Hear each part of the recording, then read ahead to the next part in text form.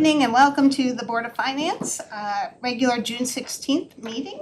Thank you to Simsbury Community Media for filming. Please rise for the pledge. I pledge allegiance to the flag of the United States of America and to the republic for which it stands, one nation, under God, indivisible, with liberty and justice for all. Before we move to public audience, may I have a motion to amend the agenda to add item C under agenda items to consider for a supplemental appropriation in the amount of $10,000 for the purchase of a hot water heater for Simsbury Farms Golf Clubhouse. So moved. Seconded. Any further discussion? All in favor, please say aye. Aye. The motion carries. Is there anyone here who would like to speak for public audience? Okay, seeing none, we have tonight a presentation from the Simsbury Volunteer Ambulance Association. For a little bit of background, during the budget, Chris Kelly, president of the Ambulance Association, reached out to me to request a presentation to the Board of Finance on the ambulance's needs, funding, and performance metrics. They will be walking us through their billing and revenue model, financials, and response time summaries. With that, I welcome you. If you can introduce the crew, and I'm not sure who's doing the presentation. Are we gonna do this from here, or do you want us to go? Yeah, come on up. Oh, yeah, you wanna introduce it? Okay, I'm sorry, Chris Kelly. Vice Brian- President, not Vice President. President, Brian Thanks for Clancy, the who's our actual president. Sorry about that. That was a big faux Who's our one of our board of directors, and Karen Stewart, I'm the chief. Excellent. Alright. Yeah. Tag team this. Start and then I'll hop in. What's that? You can start and then I'll hop in when you get. Alright, so this is gonna be a summary and we're going to explain to you how our business works. We're not a normal business, so it can be very unusual to understand how we work. So basically for our billing, our rates are set by the state of Connecticut, and so these are our 2025 rates. So a basic ambulance transport is $960 according to the state of what we can bill. A paramedic level is $1,518, and we get $23.32 per mile. So this was an increase by only 2% from the previous year. So we have not gotten a huge increase from the state in terms of what we can bill to Medicare and insurance companies. So this is an example of what happens to us. So we bill a BLS transport for $960. We bill BLS, for, could you speak not in acronyms for us? oh, I'm sorry. A BLS is a basic life support transport, which is basically made up of 2 EMTs, not a paramedic. This is the entry level, I would say, billing that we would have. So that would be $960. We bill for mileage. So an example of 12.2 miles would be $284.50 for a total bill of $1,244.50. This is what we bill to Medicare. Medicare off the top takes $658.11, takes it away, it says we're not gonna give it to you. They already have their limits of what they have what's called an allowed amount, and that's the difference that they take away from us. Medicare will pay us 39% approximately, which is $467.20. The patient is left to pay $119.19, so our total collectible ends up being $586.39. 47% of what we bill. The rest of it we have to write off. It's uncollectible. There's nobody that we can go after to get that money. Yeah, so it's almost as if the rates the state sets are frivolous. You know, they really don't affect in any meaningful way what we end up collecting. And we're like number 40 something in that fee from the state that they set? Uh, I saw something 45th or where we were, like, 47th out of crazy 50, low. yeah, Yeah, it's- it's Connecticut does embarrassing. not support EMS, Yeah. the state. That's right. Oh, it wouldn't matter if they did, because Medicare wouldn't reimburse you. It doesn't sound Medicare's like gonna it, do what but they want regardless, to. I wish the state Yeah. supported you better. Yeah. I will say, Medicare the only payer? no, so Medicaid is another payer, they pay even less. And then private And private insurance insurance is where also the pays. state billing comes in, but it's just not a big enough, you know, as you could see from, or as you'll see from here, it's just not a big enough bite to matter. So usually the private insurance company, I usually have to have discussions with and explain to them that our rates are set by the state of Connecticut. They like to process as an out of network provider, because you can't pick the ambulance that comes to your home. So it's whoever is it could be us, it could be Granby, it could be Canton if we had mutual aid coming in. So usually they have to reassess it, so we go through a whole step of trying to get them to reanalyze that, and sometimes they pay more, sometimes they don't. And the burden then falls on the patient to pay for the balance. And what is the breakdown in terms of who the payers are? You know, how many are Medicare, how many Medicaid, what percent? This is, Oops, if you go back to the one you were just on, this gives you an example for Medicare and Medicaid. These are the uncollectibles. But he was asking the percentage of our gross billing, Yeah, so so No, I think he was asking, No, Go ahead. how many trips are paid by Medicare? What percentage of yeah, so it's in 2024, excuse me, 38% of our total billing was to Medicare. But Russ, isn't about 62% of our calls to individuals over 65? Yeah, yeah. So I think that's what you're asking, yeah. what So that we've been, compounds this gap, right? right? Yeah, and the variance there is just gonna be, and we'll get into this too, if we do not transport, we don't get paid. So there's plenty of calls we go to where we help people out one way or another. They don't go to the hospital, and we don't get anything for that in terms of revenue.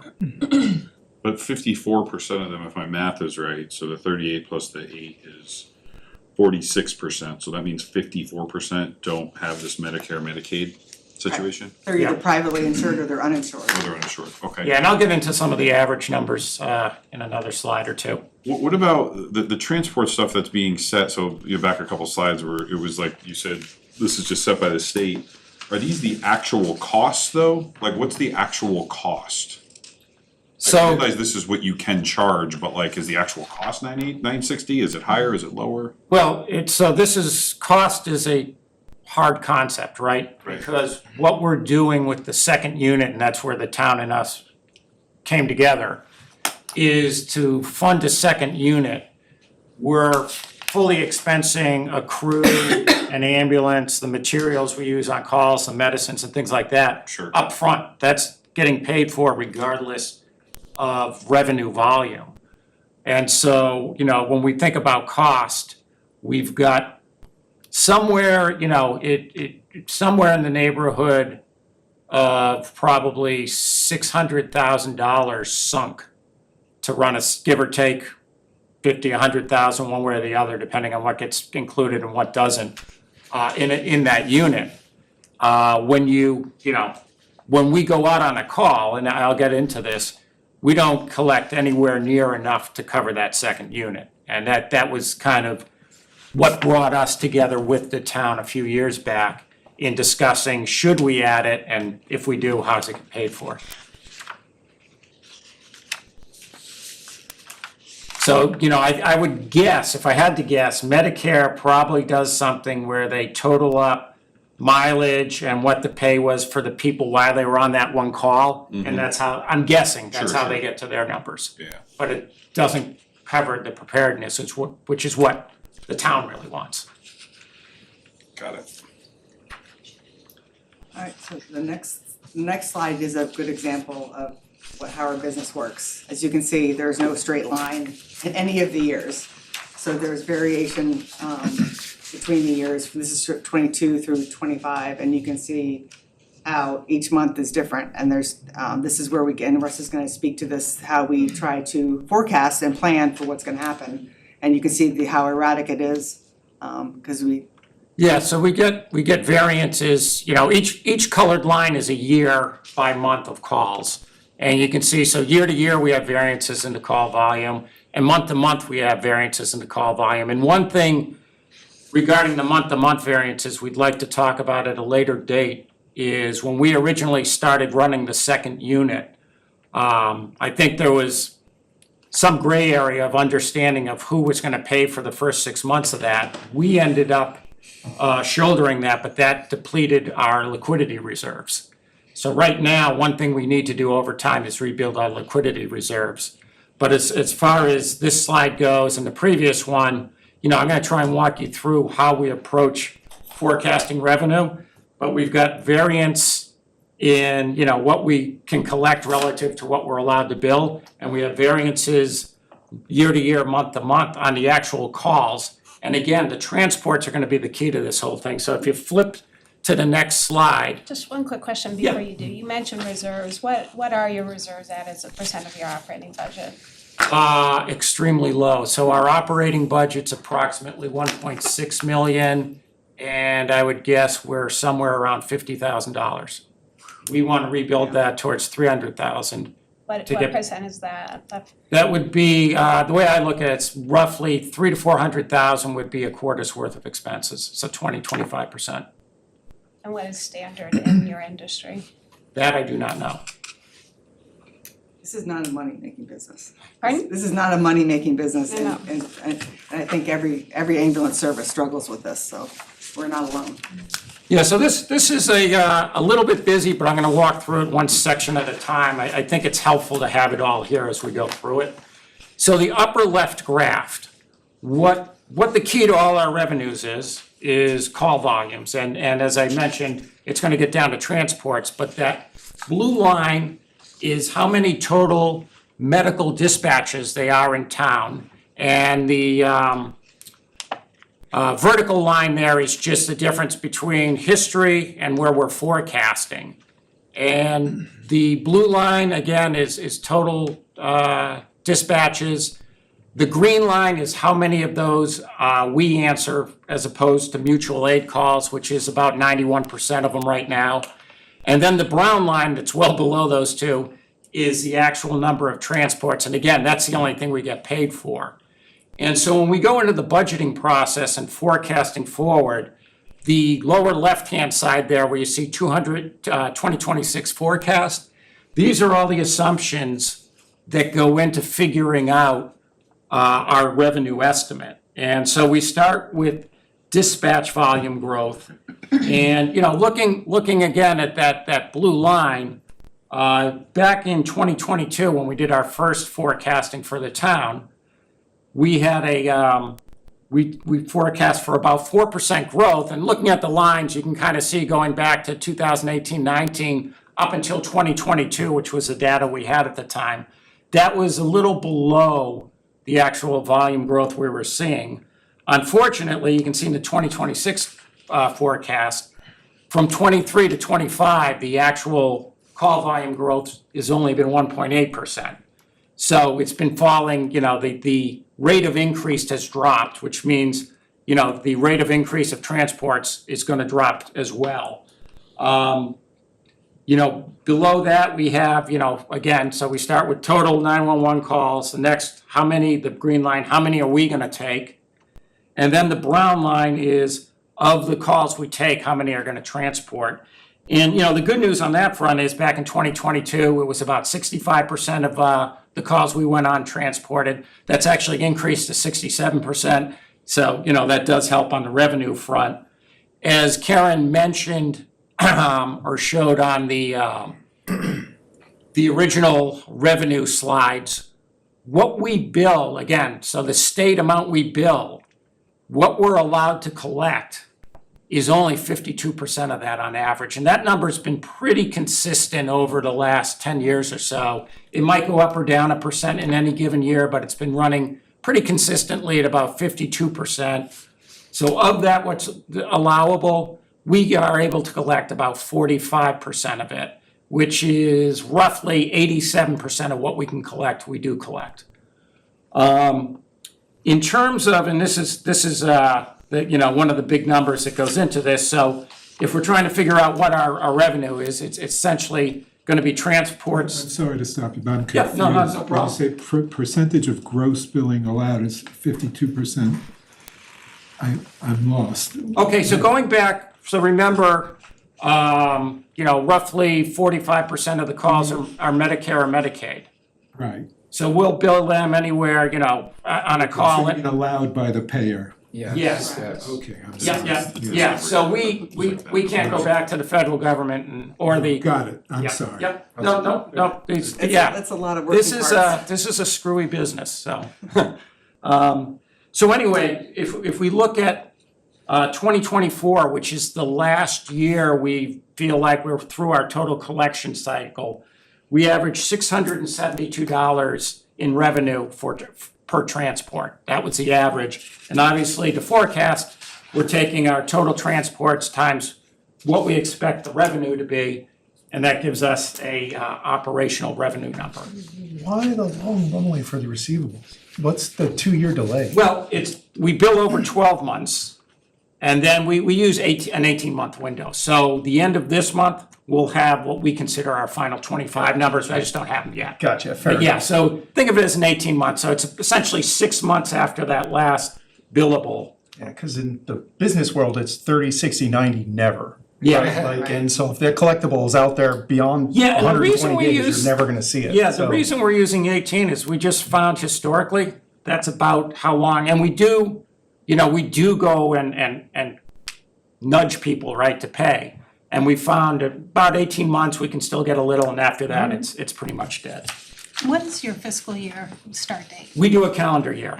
And I'll get into that in a second too, because when we start talking about town funds versus our funds, it gets a little squiggly there. But so, suffice it to say that that's, again, a high level. How many transports are we gonna do? What are we gonna collect?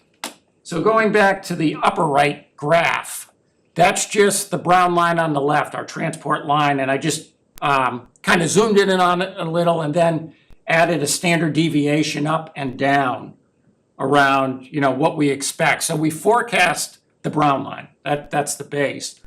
But, if we looked at what the standard deviation of our call volume is, it's roughly 100 calls, 100 transports is the variance, one standard deviation. So, on this, we're expecting in 2026, roughly 1,850 transports.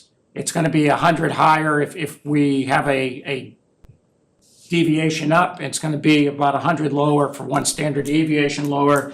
And you'll see a number on there, 1723. This year has started off with lower than expected transports. If I took our transports through May and annualized them, we'd only end up with 723 calls, which is actually a little below a one standard deviation miss. And Russ, the point you're bringing up is, you have fixed costs and you have a variable revenue source. Yeah, absolutely, and very importantly, it's a revenue source we have no control over, Right, really. right. We have a little bit on the collection side, but that's very minor to what it really comes down to, again, the brown line here is how many transports we end up doing, and that's, again, determined by the call volume on the left there. And there's no way to make more of your costs variable? No, it's roughly 80% is wages.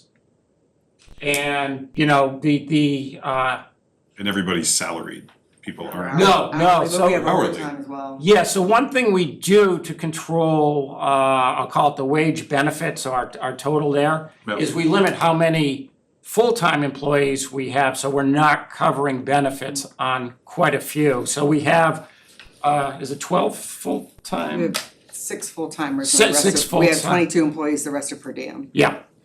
So six who are full-time, and then the rest are what we call per diem, day-to-day. Are you able to fluctuate hours with people because it looks like your volume's down?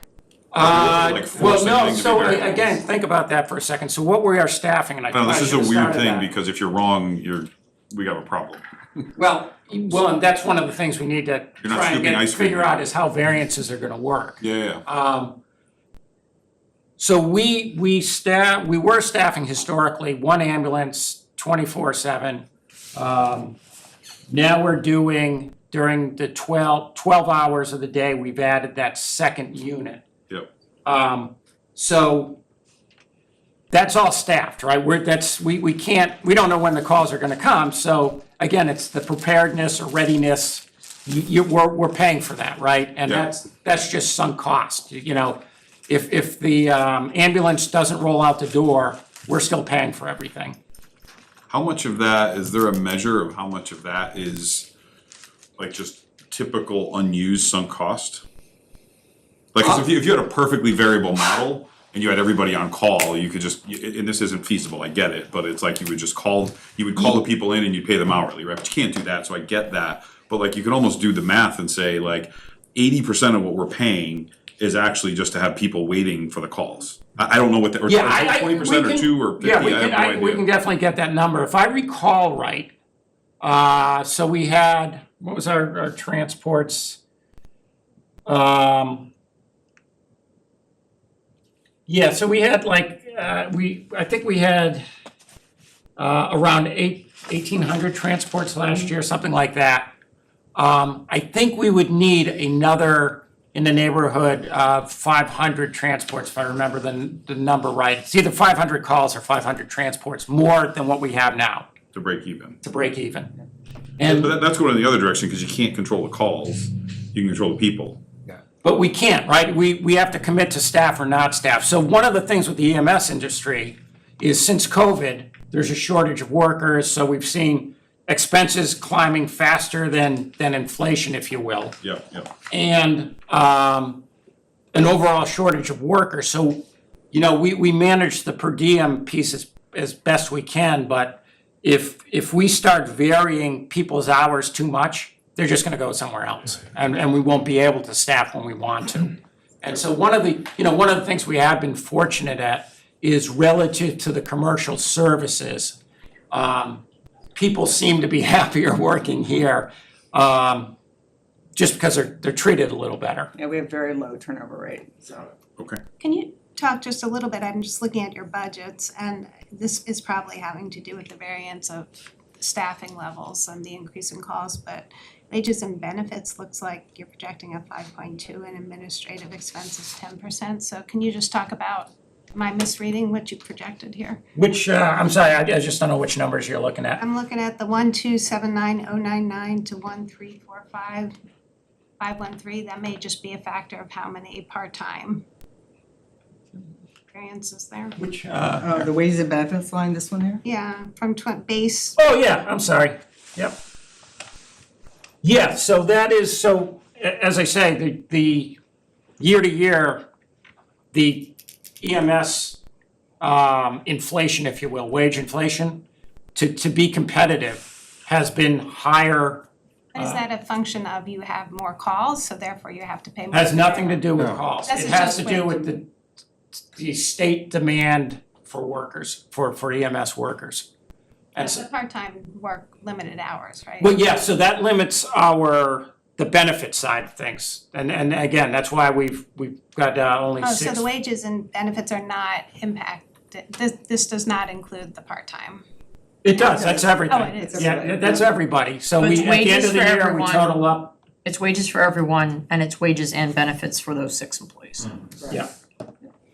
And the administrative, like, what would drive that? Oh, that is, so other administrative, that's basically, the maintenance of our facility, office, legal, in fact, actually, that's one thing I wanted to also bring up.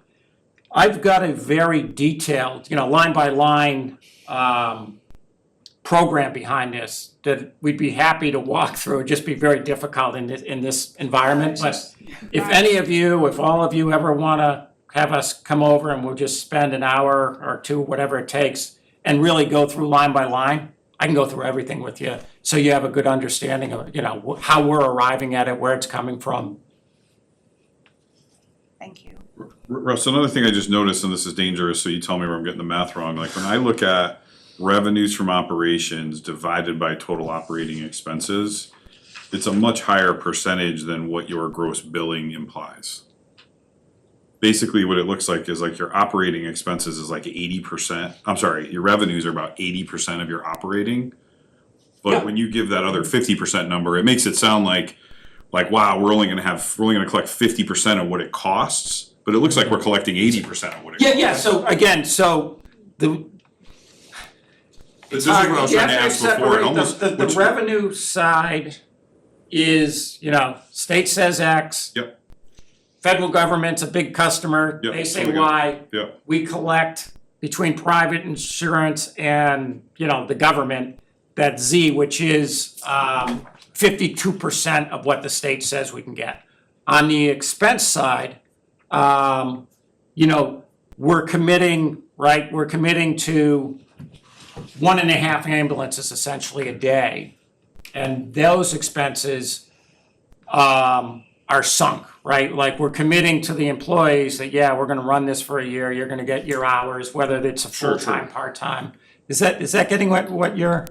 I think you're saying the expenses aren't really tied to the number Yes. of transports. It's- Right, that's exactly Like, it. I guess just, you know, you think about this every day, I'm thinking about this for this No, this understood. hour here, but like, Yeah. I guess the way I'm looking at it, like, you're covering 80% of your costs with your operating expenses, however all that's working, and I Yes, get it, yes. like, you have this Yep. weird Yep. revenue model where it's like, people have to call you because something bad just happened, and that's how you make money. Right. Right, like, I get it, but it's just different than when you say you're collecting 50% of what you build. That makes it sound like you're literally only collecting 50% of what you should collect.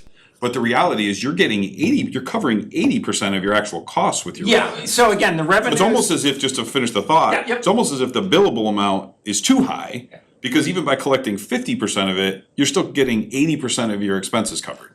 So tell me if I'm getting that wrong. That's dangerous. If we could collect what the state said on every call, we would have a nice business. Yeah, you would have a profit. Yes. Okay, that's what Absolutely. I'm getting Yeah, from this. yeah. That's what I was asking earlier when Yeah, I said sorry, this is 'cause- a cost. This is actually almost like too high. It's like this weird game where you're charging too much and you're collecting too little. Yeah, and Right. I imagine the state is doing something where they're trying to balance on the private companies. Yeah, no, I get Versus it, what- I get it. but- Okay, yeah. fair Well, enough. and the other driver of that is they only get paid when they transport. No, I get it, I get Which it. is blowing my, that was literally what I was Googling, sorry people, that's why I was using my computer. Trying to figure out what Google had to say and Gemini had to say about why the. Yeah, it's So we- just, we just recently they- They'll show up and patch someone up and not get paid for that, but if they go to the Because we're- emergency we're room, they considered- get yeah. charged an arm and a leg, or if they go to an urgent care, they have to We're pay. considered a transport service. That's what Medicare looks at us. Yeah, And and so we're- when it wasn't until recent that they allowed us to bill for treat in place, which is the That way was the EMS is term I was supposed to trying be. to come up with. So we Thank you. can, so now if we go to a lift assist, which is when somebody calls and they've fallen in their home and they just can't get up and they just needs to help them get up, we now can bill for that, but we put the burden on the patient and we say, Yeah, how their many insurance- 85-year-old people do you wanna send a $274 bill to? We bill it, but I get phone calls all the time, I can't afford this, I'm on a fixed income, what do you do? Yeah, and I mean, as- It's a as- vicious cycle. as one of the guys riding on the ambulance, you know, what we worry about if we start doing that is you're gonna get the 85-year-old who They won't falls, And doesn't. And call. doesn't call, or doesn't call for Understood. days, which we've seen, yeah, so. Mark, is that something social services could help with? I mean, that seems like the perfect subsidy from social services to help. Yes, assuming they call. Yeah. You know, I hear you about the elderly that don't call because they've gotten the bill coming from a larger city. That was actually a big problem. And And social lying services on the does floor go for after 2 or that. 3 days. They go in after we've been there to check and to help them to have, so they can stay at home. That does happen afterwards with social Yeah. services, but it's not till after the call's occurred. They won't know about it till then, till we've If I been could there. add one thing, Chair, to the revenue model or the expense model too, is something that always bothered me, and that is, maybe you could speak to it. The time on station, if you do transport, and say you take somebody to, just pick St. Francis, you're responsible for that patient until there's a certain point, and this is triggered in law, I'm not an expert on it, but your ambulance, our ambulance could be there for 40 minutes before it's checked out for a 25-minute drive back. Right, And, so and so we, there's no billing for the time, like it's not, this isn't a cab where, you know, you're stationary and it's still ticking, right? yeah, we're not Uber. So we've asked, Although some people and think we are. Karen has been providing some numbers just back of the envelope with our quarterly stats and through public safety, you know, what's the average release time too, and we look at that. And we are also paying close attention to the, what I call the ins and outs. Those are the mutual aids. You know, how many times is our ambulances going to help in Granby, and how many times are they coming to help us? And you wanna see some parity there, which Karen and I talked about last week, I think we've been seeing, is that? Correct, we're almost one for Sure, one, so- yeah. Yeah, I'm sorry, if you could go back just one nod to that, yeah. So I did wanna touch on the bottom right here. Cause this is a kind of an important takeaway, and this little table in the bottom right is a piece of the budgeting tool we use, and again, I've got this for multiple years and happy to walk through it anytime. But what I wanted to do here is just show, so 2025 is in there, that's kind of the base we're forecasting off of. Again, the revenue number's not final there, but we're close to final.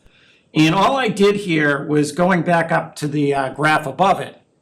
So the 2026 base assumptions, that $1.3 million, that's our base revenue assumption based on all this math.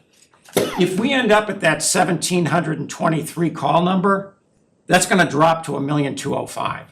So we're gonna have a $95,000 hole. And again, it's early in the year. We've had plenty of times where we thought we were really ahead of things, and over 6 months it went the other way, and this can certainly come back up. But it's just, to start getting an idea of what the variance is, and I think one of the things we really need to talk about is how can we work with the town to be able to cover these things when they're not gonna be known ahead of time. It's kind of as you get through or towards the end of the year that we're gonna see, we're either a little above budget so we can build up some liquidity, or we're below and we're gonna need some help. So this is a cash flow? Oh, absolutely, yeah. So one of the things, Mark, we could consider, if legally permissible, is a pre-funded and internal loan system where we could do it and you could pay it back and we could regenerate. Yeah, so the way we've been managing recently is with a line of credit from a bank. Similar. But again, that's limited and And our interest rate would likely be better.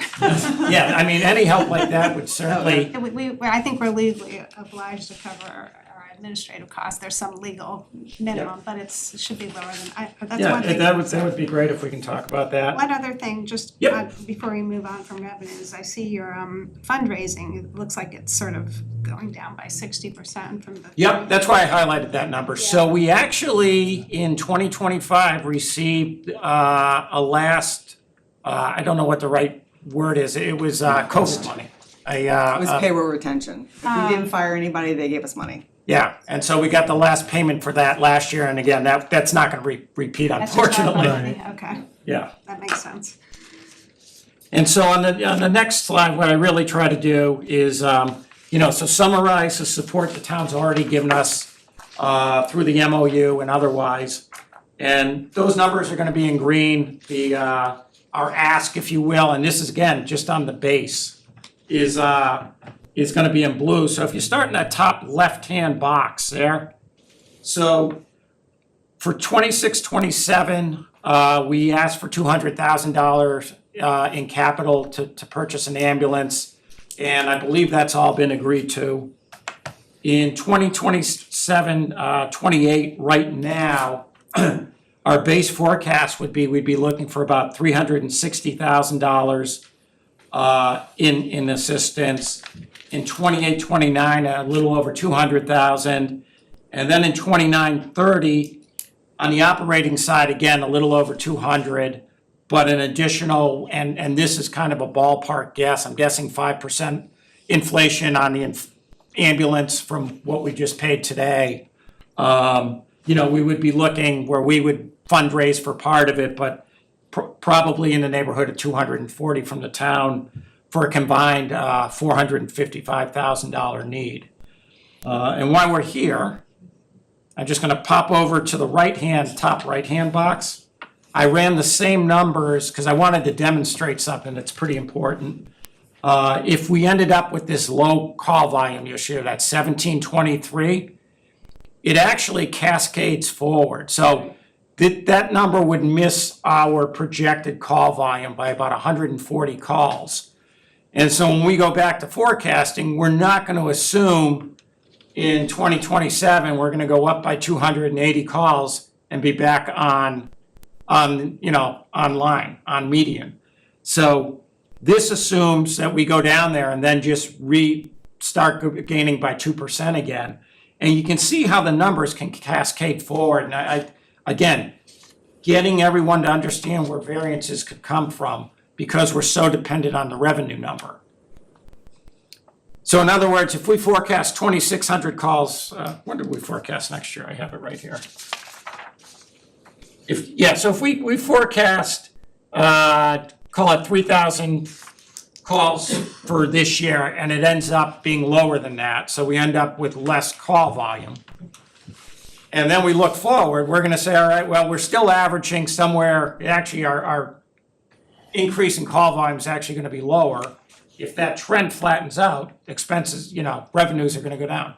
This makes me ask a question I Yeah. had earlier, which is, what factors go into those forecasts you're making? Is it, Yep, so going back to this slide, if you have it in front of you, the yellow box, those are all the assumptions that go into the, where this revenue, so it, again, but it's just gonna. in terms of what you think the call volume is going to be? Yeah, Right? so. You've got this line and it's. Oh, so going actually, up. look at the graph above. So what you can see is, generally speaking, look at the blue line, which is total dispatches. Right? So from 2018, we were just above 2,000 calls, and You're just extending the. Exactly, we're trying to. Because in fact, right, the number of calls this year has no impact on the number of calls the following year. The fact that there's a drop this year doesn't mean that there won't be a significant increase the following year. No, it doesn't, but we can't plan for it, is my point, right? So this is, I ran a few different, on the right there, the top table, if you will, was if we end up with the annualized call volume we have now. I did one where I said, well, what if there's, no call volume increase? What would that look like? And again, looking at the graphs on the upper left of that slide, there does appear to be an increase. We're going to get into one of the things we think is driving that increase actually on the next slide, which is the aging of the town. But it's art. It's not science. You just can't. We can come up with a range we're pretty comfortable we're going to be in, but we're asked to forecast a spot, and it's really a range. But if we're forecasting everything's upward sloping, but you're saying we're down, these are just forecasts. The forecast is upward sloping, but we're actually down right now. At the moment, we are. Yeah, and down on an annualized, and as I say, if you go back to the squiggly line one, you get big variances month to month. So it's possible it comes back in the second half of the year. We just don't know. But if you saw that it was down and it was like sort of a trend for whatever reason, I don't even know what the demographic or other trend would be, behavioral or otherwise, wouldn't you, I'm gonna just keep going back to this fixed versus variable cost, wouldn't you, there must be some coverage ratio that you calculate too, like man hours worked per call. So And that what would go up and you would say, well, geez, I gotta start having my hourly people work less because I don't want that to be more than X. Well, so what we've looked at is not just call volume per day, but time of calls. Yep. And when we started the discussion for the second unit, I'm sure it's lumpy. oh, yeah, absolutely. Yeah. And it changes all the time. Yeah. But when we just talked about with the town, the idea of adding the second unit was when we were looking at, the mutual aid in and the timing of the calls. And at about the time we thought we would pick up one transport per day on that second rig, which would be, roughly 1.6 calls, Yep. was about the right time to think about adding one. Now, for that ambulance to be break even, you'd need, it's 6 or 7 transports, I believe, a day to get it to break even. And so we're way early, but to service the town, if you will, to meet what we think our expectations are, we thought it was important to do, and especially one of the things we talked about the Board of Selectmen a lot when they were getting into this is this idea of cluster calls, where we're quiet all day and within 40 minutes we have 3 calls, Right. right? Or more. And so, yeah. And so if we, But you You know, can't staff for 3 calls, 24 hours a day, 365. no, right? and so what we do is we say, all right, what ended up, it looks like if we staffed from 7 in the morning to 7 at night, we would get a majority, and I apologize, we don't have that slide in here, but we would get a majority of the high volume time. And right now, the balance does feel pretty good, because I think last year, our mutual aid out and mutual aid in were both around 250 calls.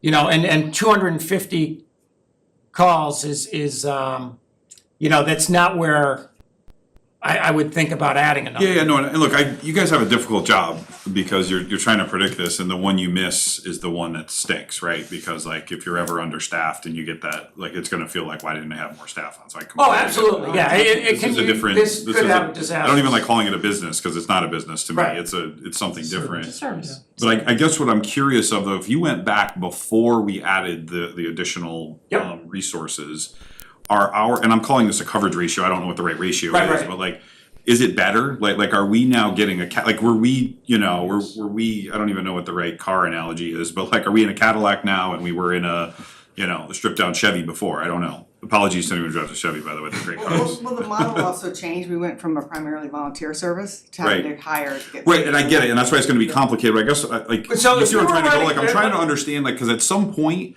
for us to have all the taxpayers pay for this underage, someone could say, we're overstaffed now, though, like, you just said the calls are down, so like, why don't we bring this They're back to what it was? temporarily down, right? So there's nothing saying the previous year's trend is going away, Sure. right? And especially one of the things we'll talk about is the aging of the town. You know, we'll get into a slide of who we go out to see in a Yep. minute. But in simple terms, before we ran the second unit, and again, as we were even when we were transitioning from a volunteer to a paid, more of a paid staffing, we still do have volunteers, which was probably around 2014. We were break even. We did not need town assistance. So from 1957 to 2017, with the exception maybe of a year or two in there somewhere, Okay. we didn't need any assistance. We were self-funded. The For that one. volunteer labor plus insurance reimbursal was enough to keep us going, and with some bequests. Russ, where do you get your healthcare from for your employees? Blue Cross. Is that part of a consortium, or are you? Yes. 'Cause it's only 6 of you. Are you part of a broader EMS group? It's a group, it's called MEHIP, I forgot what it stands for, but our agent shops for the policies, and we get a 4% or 5% discount when we join this group, so. And I wanna say too, just so make clear, that all of our employees are hourly. I know you were saying to cut down on staffing, so everybody's hourly, so there really isn't a way So to if you cut woke that up one back. day and said we were 10% overstaffed and we just had everybody work 36 hours instead of 40, I'm making that up, I don't know what the average Right. hours are. Yeah, the key there is when's the ambulance on the road? So we would wake up, if we said, all right, instead of doing 12 hours, we're gonna do 6 hours, then Right. then we would, we could draw down staffing very quickly because there's per diem. They're as we need them. Yep. But again, to keep your per diem, No, you wanna give them regular hours. No, I get it, there's balance. Okay. Is that something you've explored though, in terms of? You're not gonna have me. That? The schedule itself, you mean? Yeah, Well- looking at the schedule, because I know Oh. like with police departments, depending on the shift numbers, you can save quite a bit on how you structure the shifts. Yeah, we look at that all the time, and I'll be honest, the next change is likely for more ambulance hours, not cutting back. Are you tracking, like, again, I'm gonna just be like a dog with a bone on this, like, are you tracking like some sort of coverage ratio or something though? Because like, it's very easy from like a human perspective to say, get more ambulances, put more people, like, we missed one call last year and something really bad happened to that person, like, we should like always now have an extra ambulance, I'm being really like exaggerated, right? So it's like, I actually think like, again, this is why I think you guys have a tough job. Right. I'm an actuary, so I get it, like, you sort of have to like run the numbers and you're right on average, and you probably wanna be right. You want to be right 100% of the time, but you probably can't pay to be right 100% of the No. time. So you're going to be right 80% of the time, or 90 We could or put whatever. 5 ambulances on and you would have the day where you had 6 So calls. that's right. So like, you have to play the numbers, and I guess like that's why it's hard. It's always hard. This is like, we have a lot of these conversations here where like, it's another analogy to me. It's like when the PAC comes in and they ask us for stuff. It's like, I don't know how you're running your business though, and now you're asking me for $100,000. So the way, So like, yeah, it the would way just I be would interesting answer to what know you're like asking- where you're drawing that line, Yeah. and to know, are we always drawing it in the same spot? So I'm using this, I made this up, it's an Art Wallaceism, you probably have a Right. smarter word for it, but it's like, there's a coverage ratio, and our coverage ratio is always consistent, and now it costs us more to get to that coverage ratio. Like, that's what I'm missing right now, is like, I don't know if we're over-covering or Yeah, under-covering. so the way we think about it is the number of calls we miss, right? Sure, So that which Yeah. are mutual aid. yep, And so right now, those are running at about 250 a year. If we took the second ambulance off, that number would probably go up by about 700. right. Somewhere between 400 and 700. And the 250 you said is about 9% of your call volume? Yes, yep. So that And that but- would double that gets it to, And I think, quite frankly, if we 25%? did that, we would start hearing from our mutual aid partners that we're, What's happening? Sure. we're taking advantage. Is it a cliff, like, does it have to be a cliff? Does it have to be all or nothing? Unfortunately, yes. So one of the things that in EMS is the workers, the typical shift is a 12-hour shift. And if you switch from that, going back to the idea of having all these per diems, that messes up their ability to work somewhere else because they can't match these 12 hours. And so it just doesn't work. So we're kind of locked into, we could play around with, to a certain extent, with days we have it on or something like that, but it's hard to break away from the 12-hour shift idea, if you will. It's just so entrenched in the industry. Which then again gets back to, all right, how many calls can we miss? Yeah.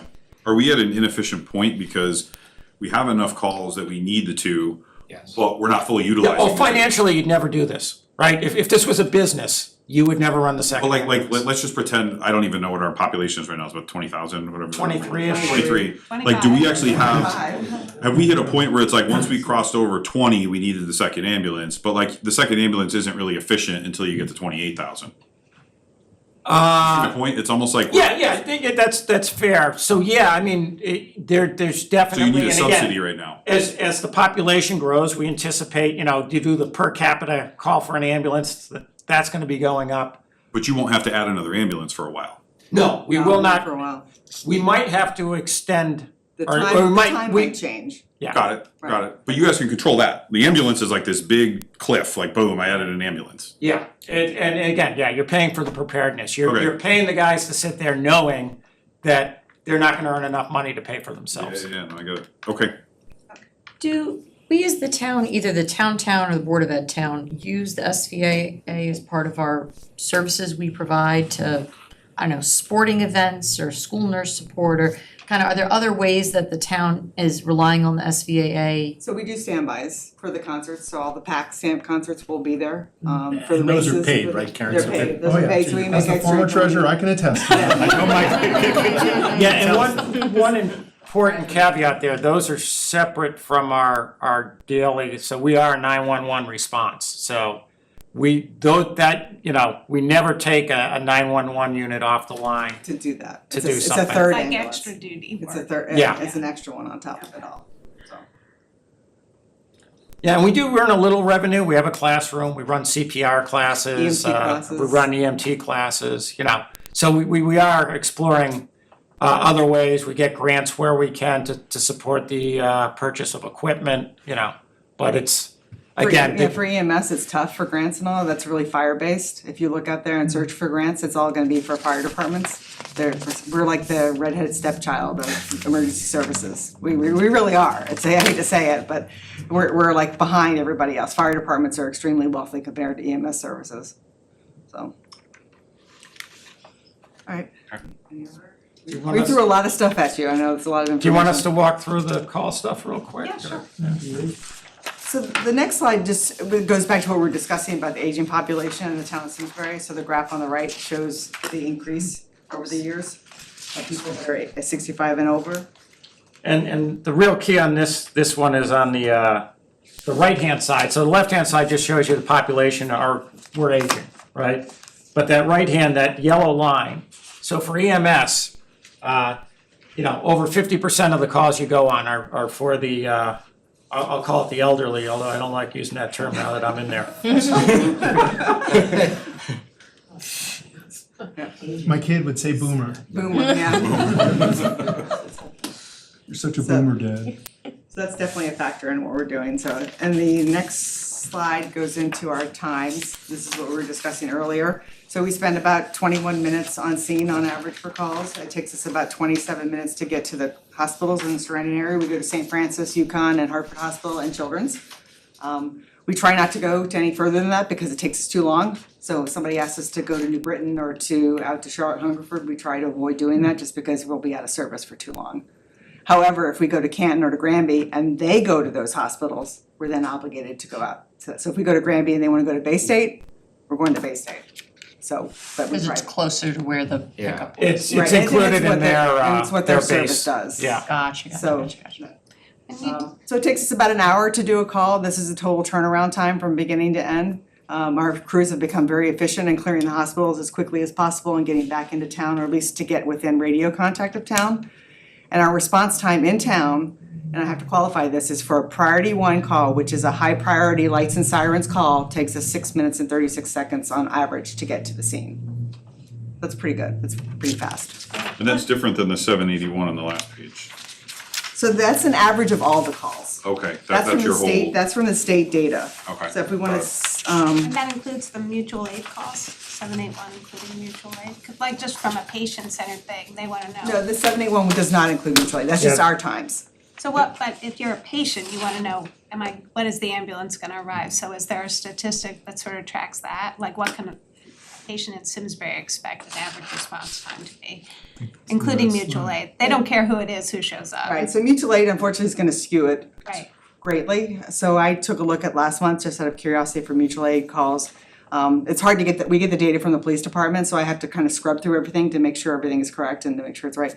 On average, mutual aid calls are about 20 minutes for arrival time to So get if you on scene. combine the two, where would that get our, you know? Well, so again, 91% of the 90% of the ones calls are gonna be 6 are minutes. us, are the 7.8 minutes on average, and if it's a priority, Yeah, that we're 6-minute one number. more. Unless it's mutual aid priority. Right, and then it's gonna be line, that's what I was just gonna say, so if it's mutual aid, it's a non-priority call, and again, the dispatch process itself goes through a triage process to figure out how quickly you need someone, and again, our going lights and sirens is dangerous for us, it's dangerous for the other people on the roads. So they they manage that pretty aggressively, it gets looked at quite regularly. And it's found that actually, to be honest, that response times don't have a huge effect on the outcome of the patient's care. That actually getting to the hospital is critical in terms, especially for strokes and heart attacks, things like that. So that's gonna be the time from scene to the hospital and whether we go. But it for does, it's related, so if you get to the scene in 20 minutes and then get to the hospital after, the total time to get to the hospital from the patient's perspective. Oh, yeah, Oh, yeah. cool. but- Absolutely, then an emergency from a patient's Yeah. perspective, that's- absolutely, to wait even 10 minutes, that probably seems Yeah, like an and just eternity, so. for your own understanding and background, I think it's less than 10% of our calls now, or maybe 11, something like that, are lights and Lights to the sirens hospital. to the hospital. There's Yeah. I've been doing this almost 20 years now, and over that 20 years, the amount of stuff the medic particularly can do on scene is almost for a lot of things, it's everything they would be doing In the in the hospital. ER, so we're doing that on scene. Got it. So, And you only get paid for it if you're If we- rolling them, We're correct. if you're driving them. And we Yep. strongly encourage them to go, if we're doing stuff that costs, so obviously makes equipment, sense. medication, everything costs money to use, if we're using stuff, if I give you a medication, I'm gonna really try to impress upon you to go to the hospital and not stay home. Cause we'll be back probably. And then you will be going, cause if I come to your house twice, you're gonna go to the same. Although even that we can't enforce. Right, no, you can't, so, it's kidnapping, literally is kidnapping Yeah, if we yeah, force you to go. statute. So if you tell me you don't wanna go and you are on the floor and don't wanna go, I can't make you go. So, and there are some people that are very stubborn and they just don't wanna go. And during COVID, nobody wanted to go. Yeah, So yeah. that's, if you saw some of our graphs for COVID, it takes a nosedive. And so it took us a while to recover from that as well. So, I know this is a lot of information, a lot of numbers, a very complicated kind of way of looking at business. I hope it educated you and enlightened some things. Maybe if you have other questions, please feel free to reach out. We're happy to explain more. We took more than our half hour allotted time, so I appreciate you taking the That's time. our fault, with us. not yours. Yeah. No, Well, that's what I can say, just digest this, and again, if you, I've got all the detail, you know, we're happy to walk through it, and, you know, if you wanna come back out, or we come back out, Sure, can I ask one offline. question before they go? So course. just, one thing you didn't say is, how much time is left on the MOU? A year. Thank you. Yeah. Good job. Thanks. I will say, we have a very good service here in town. I don't mean to toot our own horn, but Simsbury has got an excellent EMS service. We have some of the best paramedics in the state, and there's no comparison to doing this any other way. So this is a bargain for the town to have us be in town. So one of the things I did ask Chris, I don't know if you have this, the cost per capita of the service. We have that, Lisa, Simsbury. there's a couple of towns, I could send you what I have, but there's a couple of towns we're still doing a little bit of research on, but I do have that. Yeah, I mean, Simsbury's cost, I mean, the range is from like $2.35 per capita up to a high of 85 per capita. Basically, the more urban you are, the less per capita. Simsbury is $6.53. Canton is $51.22. Granby is $7.03, Avon is $2.13, just to give you a feel. But I do have that for you, we're just finalizing, I didn't wanna send it without. Yeah. yeah, and it's, And there's a lot of it's hard to And that get, cost is the cost that we're covering as a town? Yes, the per It's capita the town net. contribution cost. Got it, okay. If you look at one EMS facility, that's all you've seen is one. I was gonna say, I know, it's a little it's bit different, different. the data is hard to get, cause even the budgets in towns, like they apportion it differently, or Yes, it's I all buried in noticed. fire. Yes, it's hard to find. And the 990s, there's absolutely no consistency to what gets counted, what doesn't get counted, what's in, what's out, so Are it's, those consistency and response time, they only do the non-MOU? that's the This is- state this is from report, the right? state. Yeah. It's all data. So the state takes all of our patient care reports are reported to the state, and they take all these times, and they have a huge report that comes out every 2 years, I believe it is. This is from 2024 of the times, and those are the average So the response. state's using consistent comparisons? Correct. Okay. Yes. But yeah, the cost side is where it's really, cost revenues are really hard It'd be interesting to have the cost sitting next to that, Yes. right? Cause I'm sure there's a correlation there, and then like Canton probably has like a hard decision or whatever, Suffield is a hard decision maker, cause they're gonna have to add an ambulance. And then their cost is gonna go flying up because it's like this cliff, Yeah. right? The less volume, which rural areas are gonna have less volume, but they still need the ambulance, right? Yeah. So the more per person, yeah. Got it, And the geography in here. And geography is a huge part too. yes, I'm sure, go ahead. Getting from base to wherever. I mean, Granby covers the heartlands, so they're going way out. Yeah, So, for sure, yeah, for Yeah, sure. it's a long ways to go. But it would cost them a lot of money per person to make that number go down. Yep. Right? Cause they're gonna spread it over a really small base and they're gonna add a very expensive. Yep. Right? Yeah, and I mean, if you look around, unfortunately, you look around the state and the country, you know, the volunteer model faded, and EMS, I kinda get it, it's, what you have to know has increased a lot in the last 20 years, and the time commitment is huge. So it just gets harder and harder. You know, the education that to maintain EMT licensures for volunteers, and like Russ always says, it used to be one call a night, but now you do 2, 3, or 4, and you have to get up and go to work the next day. Yeah. That makes it kind of hard to get people to wanna come volunteer, so. For sure. Well, and every volunteer organization is struggling. Right, to Yes. volunteer. yeah, and So it's especially not- fire EMS across the Oh, country, I'm it's certain, a but mess. even like Simsbury Soccer Club struggles to find moms and dads to coach their kids. Sure. Oh. Right, like it's It's everywhere. it's every type of organization that relies on volunteers, unfortunately. Well, thanks for your time. Yeah, we Thank you. appreciate it. Thank you, Great we presentation. appreciate Thank you. everything you did, it's very helpful. Very informative, thank you. And that state number is frightening. When I saw that statistic, I was so upset. Connecticut unfortunately just doesn't. I thought we'd be at least mid-pack, but to be all the way down near the bottom, it was just depressing to see how Unfortunately. poor our number is.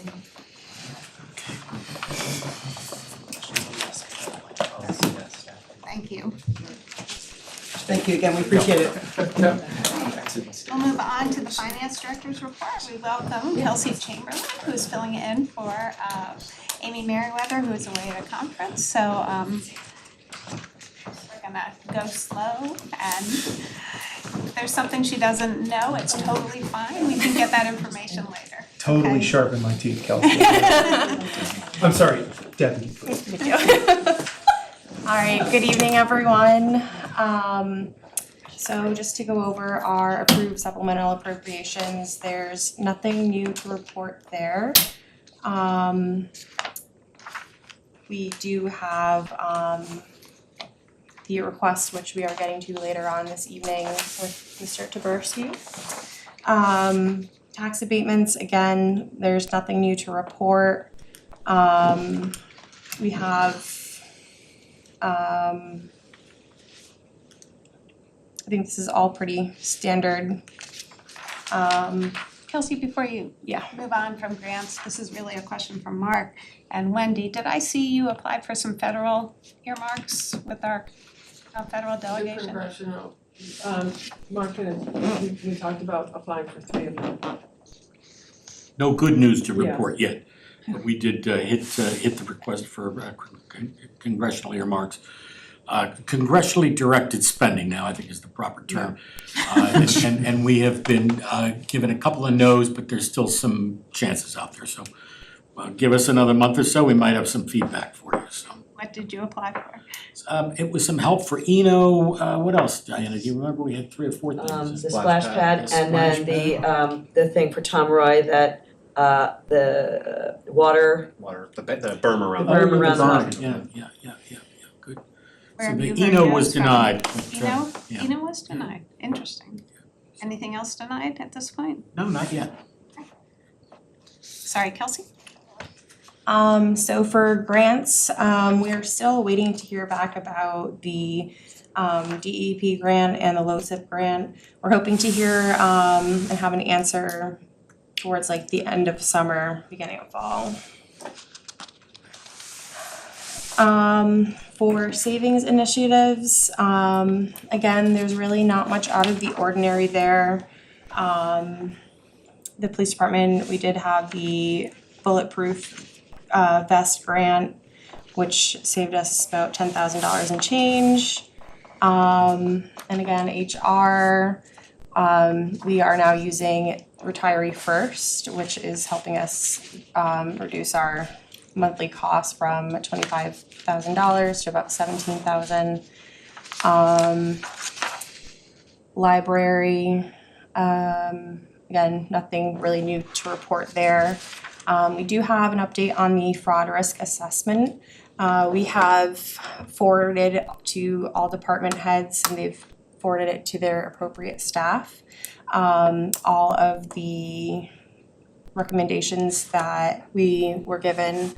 Some departments, there's been a little pushback, so we're trying to be collaborative to figure out a way to make the recommendations more achievable in the departments. But that is a big item that is checked off of our list, so nice little breath of fresh air there.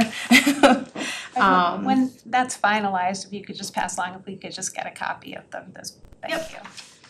And we are hoping to have, we will have all of those recommendations starting this new fiscal year.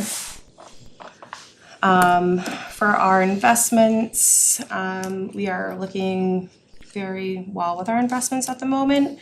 We just had a CD that closed, I believe it was the 5th of this month. So right now at the moment we have only, actually we have no CDs at the moment. So at the beginning of next year, we'll go through and review and see what the rates are and probably open up a couple more CDs. When you say next year, I think you mean July. Yeah, sorry, next fiscal year. Yeah. That- Just wanna be my clear. brain Just wanna runs be on clear. fiscal year, sorry. So if we turn to page 4, we go over to all of our revenues. Just a quick highlight for our tax department. We have received about $340,000 for some delinquent parcels. So we're anticipating on collecting that. So if you look at the total, we are pleasantly surprised. We are gonna have we're projecting to have a net decent surplus at the end of this fiscal year for our collected revenues. We like to hear that.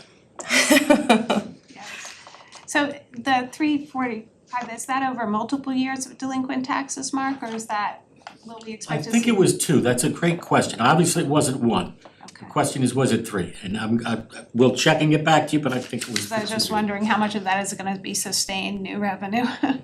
Yeah, but I wanna say it was 2. I mean, we did have to start a foreclosure action on that. We wouldn't have done it for 1, so obviously it's gotta be 2 or 3, but I'll get back to you on that. Okay. And we think that was paid by Lodestar just It as a was, matter of yeah. interest. Yeah. So the board knows. Well, Is thank that you. right, Wendy? Collective, Yeah. yeah. Thank you for doing that. I'm sorry you had to do that. We expect everyone to pay their taxes. Any other questions on revenues? All right, so then we move on to expenditures. Overall, we are looking at about $1.47 million for underspending, which is always, again, nice to hear. We don't foresee any large expenses coming in within the next few weeks. But overall, we're looking pretty good. Other than his supplemental chair. but- Yes. But we have good news on that when we get to We it. heard. It's a much smaller number than we thought. One thing for members of the public, the 1.4 sounds like a lot, but please remember, part of that was the timing of going out to bid for debt service, which was about 400,000, so that brings the savings at about $1 million, and we think most of that is from the vacancy rate, which has been narrowed for next year, so we do expect that to narrow, and the 400,000 on debt service will likely not be there, that savings will likely disappear. So in terms of your operating budget, it's really closer to $1 million. You like that number, Chair? So total, it's probably a 2.8 8? million, is that it? Yeah, so that's within our range of the 2 to 3% being an acceptable rate. Amy said shoot low on that question. Pardon? Amy said shoot low on that question, probably 2.8. Okay. So we'll see where that gets us, 2.8 on 130-ish. I don't know what that is. I'm looking to my actuary. Well, What I'm sorry, It's under 3%, Under 3%, okay. what was the amount 2.8 million. on our overall? Budget. Yeah, so that's gonna be well under 3, so it's gonna be two Well, and a half. Two and a half. that's just the municipal side, Oh, just the municipal side. right? Yeah, so the Board of Ed is still projecting nothing, and to the extent they have, they'll put it in the non-lapsing. Right, but it's 2.8 on our portion, not us. So 2.8 out of 30. Yeah, it's about 2.2%. So sort of right on target to where we wanna be. And the reason, people ask, why do we want to be there? 2 reasons: cash flow.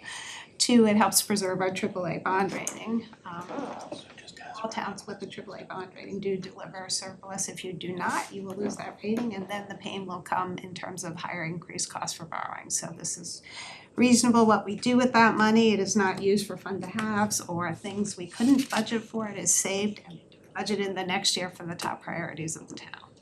All right. Anything else you got? Nothing else to report on my end? Any I'll questions? open it up to questions. At this point, Mark, just a general question, where are we with, I assume you're monitoring the health trends pretty carefully right now. What are you seeing there? Is there anything you wanna communicate on that? I would say I'm a little less concerned than we were when last we talked about it, right? So nothing negative, I think, if to use Amy's language, having been here for a while, as she answers questions like that, nothing to report, Chair, at this point. But I will say no news is good news on that, because I think you live in fear these days. Yeah, I would say we don't usually get a quarterly report in July because we wait till September, but if we could just get a quarterly update on We will. health, just the health. And we're tracking slightly higher inflation as well, Chair, and some potential impact to interest rates as we move some money out of STIF back into a tiered CD process that Kelsey mentioned. We'll have more on that when Amy returns. Excellent. And then I know we have for later discussion, the disposition of property procedures. Is there any update on the take-home vehicle policy and when we can expect to see that? I wanted to have it for you tonight. We had some feedback from the police chief and we're having some further conversations, Chair, about and let me just give you the background. As you know, the town essentially had multiple policies in different departments, right? Police was carved out. And as well it probably should be. What we're doing is we're trying to have one global policy that incorporates the differences between understanding that police is quite a bit different than DPW or the building department or so forth. But what we're trying to do is get to one comprehensive organizational policy, and within it, we'll carve out these departments. So we got some really good feedback from the police chief, and we're trying to incorporate that. So we'll have a draft to you guys in the next couple of weeks. Yeah. One of the things for the public, the police is a different thing. They don't Yeah. have to report miles to and from work. Those are exempted, but everyone else does have to report personal use as a fringe benefit. So what we And did that's taxable. And what we've done too, Chair, is we've got the, so what you'll see is a PDF with bookmarks. You've got the current policy, the proposed new policy, but you're also gonna see 6 or 7 other town policies that we've added in this one PDF so that you can just, with the bookmark, just go and look at what Bloomfield's doing, what Avon is doing. And so you're gonna have the benefit of being able to see what we saw when we looked at all of these. Some were more complicated than others. We found a really interesting one that was actually inked by Matt Hart, which obviously we all know our colleague Matt, and so we've cannibalized a little bit of his work. I think he was either in West Hartford or Mansfield when he did that, but so we'll have that shortly. And the other thing that of course has been in the news is P cards. Do we issue P cards? Does the Board of Ed issue P cards? We don't issue one to the town manager. I have to say that. Pardon? Mark's not allowed to have a P card. I respectfully decline, having worked in Hartford and experienced a P card nightmare under one of their former mayors. So I don't have one, but we track them very carefully, and we wanna congratulate finance for that. I think we've got a pretty good, strong P card policy, and I'm confident. How we many will. people have P cards? Is it? Between the town and Board of Ed, there's probably about 35 to 40 employees. I was gonna say 13 to 15 on the municipal side. I don't know how many the board has, but Yeah, I know the first selectman does not have one. No, I do not. no. Just for the They're record. my own Amex. Yeah, so, When you get a chance, if you could just share the P card policy, that would be. sure. No P card, but you're working on that pension. No, You're not angling for that? Just a small stipend. Are there any other questions for Mark or Kelsey? No. Okay. Thank you, Kelsey, nice job. Thank you. Lalitha had offered to give an update on the office vacancy committee that she is on for members of the public. That was a committee first proposed by the executive director of Mainstream Partnership, Sarah Nielsen, and she sort of organized the group. She did forward to me, which I forward to you, a letter to the Board of Finance sort of explaining the history of how the group got started, some of the things they have done up to this point, and some of the concepts they're looking at it. As our last meeting, we had asked Mark to help us sort of understand the scope of the problem. How many office vacancies do we have? How much do they pay in taxes, and what revenue is at risk? And Chair, while I organize my notes, with your permission, could we take care of the supplemental for Mr. Taberski so that he could depart? While I just get my notes together. So I will ask you a question. Can we amend the agenda an hour after the meeting has started? You would just be reordering, so with a motion made and carried, you could, if it's your pleasure. I'm sorry to throw that at you, I meant to do it earlier. Yeah, is everyone comfortable with that? As long as it's consistent with, so this is not an amendment of the agenda. May I have a motion to reorder the agenda items and to move up the supplemental appropriation? So moved. Second. Sorry, meant to do that earlier. All in favor, please say aye. Aye. Thank you, Motion Chair. carries Tom? unanimously. Okay, so we have before us, let me move to that, motion to approve the supplemental appropriation, and, Tom, correct me if I have this wrong, we had an update from Kelsey, in the amount of $10,000 for the purchase of a new hot water heating system for the Simsbury Farms Golf Clubhouse. If you could sort of give us the background as to why you need it, what's going on. Yes, absolutely. So as some of you may know, the Russell Shaw Clubhouse at Simsbury Farms was constructed in 2002. The hot water heating system that we have in there was designed by a kitchen consultant that the town had hired for that project some number of years ago. The original equipment's still there, so it's roughly 24 years old at this point. We've had relatively no problems with it. We did start getting some discoloration in the hot water, and significant leaking from the hot water heater, one of the two hot water heaters that's in there right now.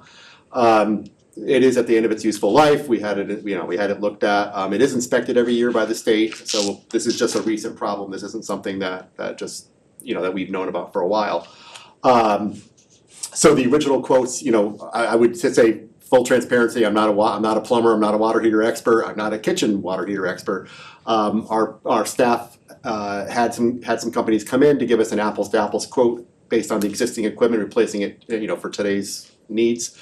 And the quotes were coming back in the neighborhood of $33,000 to $48,000. But what we were hearing consistently was, this is a much larger system than you guys probably need. And I'll to say, that's not to knock who designed it, 20 something years ago, but, people looking at it now, we're saying it was oversized. We did have some of our residents, put some feedback in too. Maybe you are oversized, and we do. We're thankful that so there's some members of the community who do have some expertise in this area who did come out and take a look at it, and so we actually went back and had requoted a different size, much smaller system that would meet our needs. Hence the change from the original request for $30,000+ down to under 10. We have received 4 quotes under 10. I think we'll be well under that number. But there is some urgency to get it approved. We do have leaking, and to avoid any further damage to the building or hold up in the operations of the facility, we hope to get the work done this week. Open it up for questions. So what is the amount that we're looking at now for the request? 10,000. Yeah, it's no more than 10,000. It'll be less than that. I can guarantee, unless something significant happens overnight tonight. Make it no more than $10,000. We haven't made the motion, so we can just do it at 10,000. Well, I mean, yes. The submission, yes. Ours was up to 10,000. Yeah, it's up to, Okay, and then I did go through and look at the quarterly report, and it looks like, and the budget for 2027, your reserves in the Simsbury Farms Fund are about 1.5 million, which is 55% of reserves, so there's certainly plenty of money to take the 10,000 from there. I know you have the project to redo the clubhouse in a couple of years. If that ends up short, you can adjust at that point. So the money is there. Are people, any other questions? This is an emergency I wanna know all the thing. geeky stuff about the hot water heater, but I'll take that offline. I'm a resource for that stuff. All right, well, thank you for this presentation, for the pictures, that was very helpful. May I have a motion to approve a supplemental appropriation in the amount of up to $10,000 for the purchase of a new hot water heating system for the Simsbury Farms Golf Club to be funded with fund balance in the Simsbury Farms Special Revenue Fund. So moved. Seconded. Any further discussion? All in favor, please say aye. Aye. The motion carries unanimously. Thank you, good luck. and thank you for moving it up. I appreciate it. Yes, of course. I'm sorry if you, next time catch me earlier. I learned a lot about the ambulance. Thank you, that was well Thanks, Tom. presented.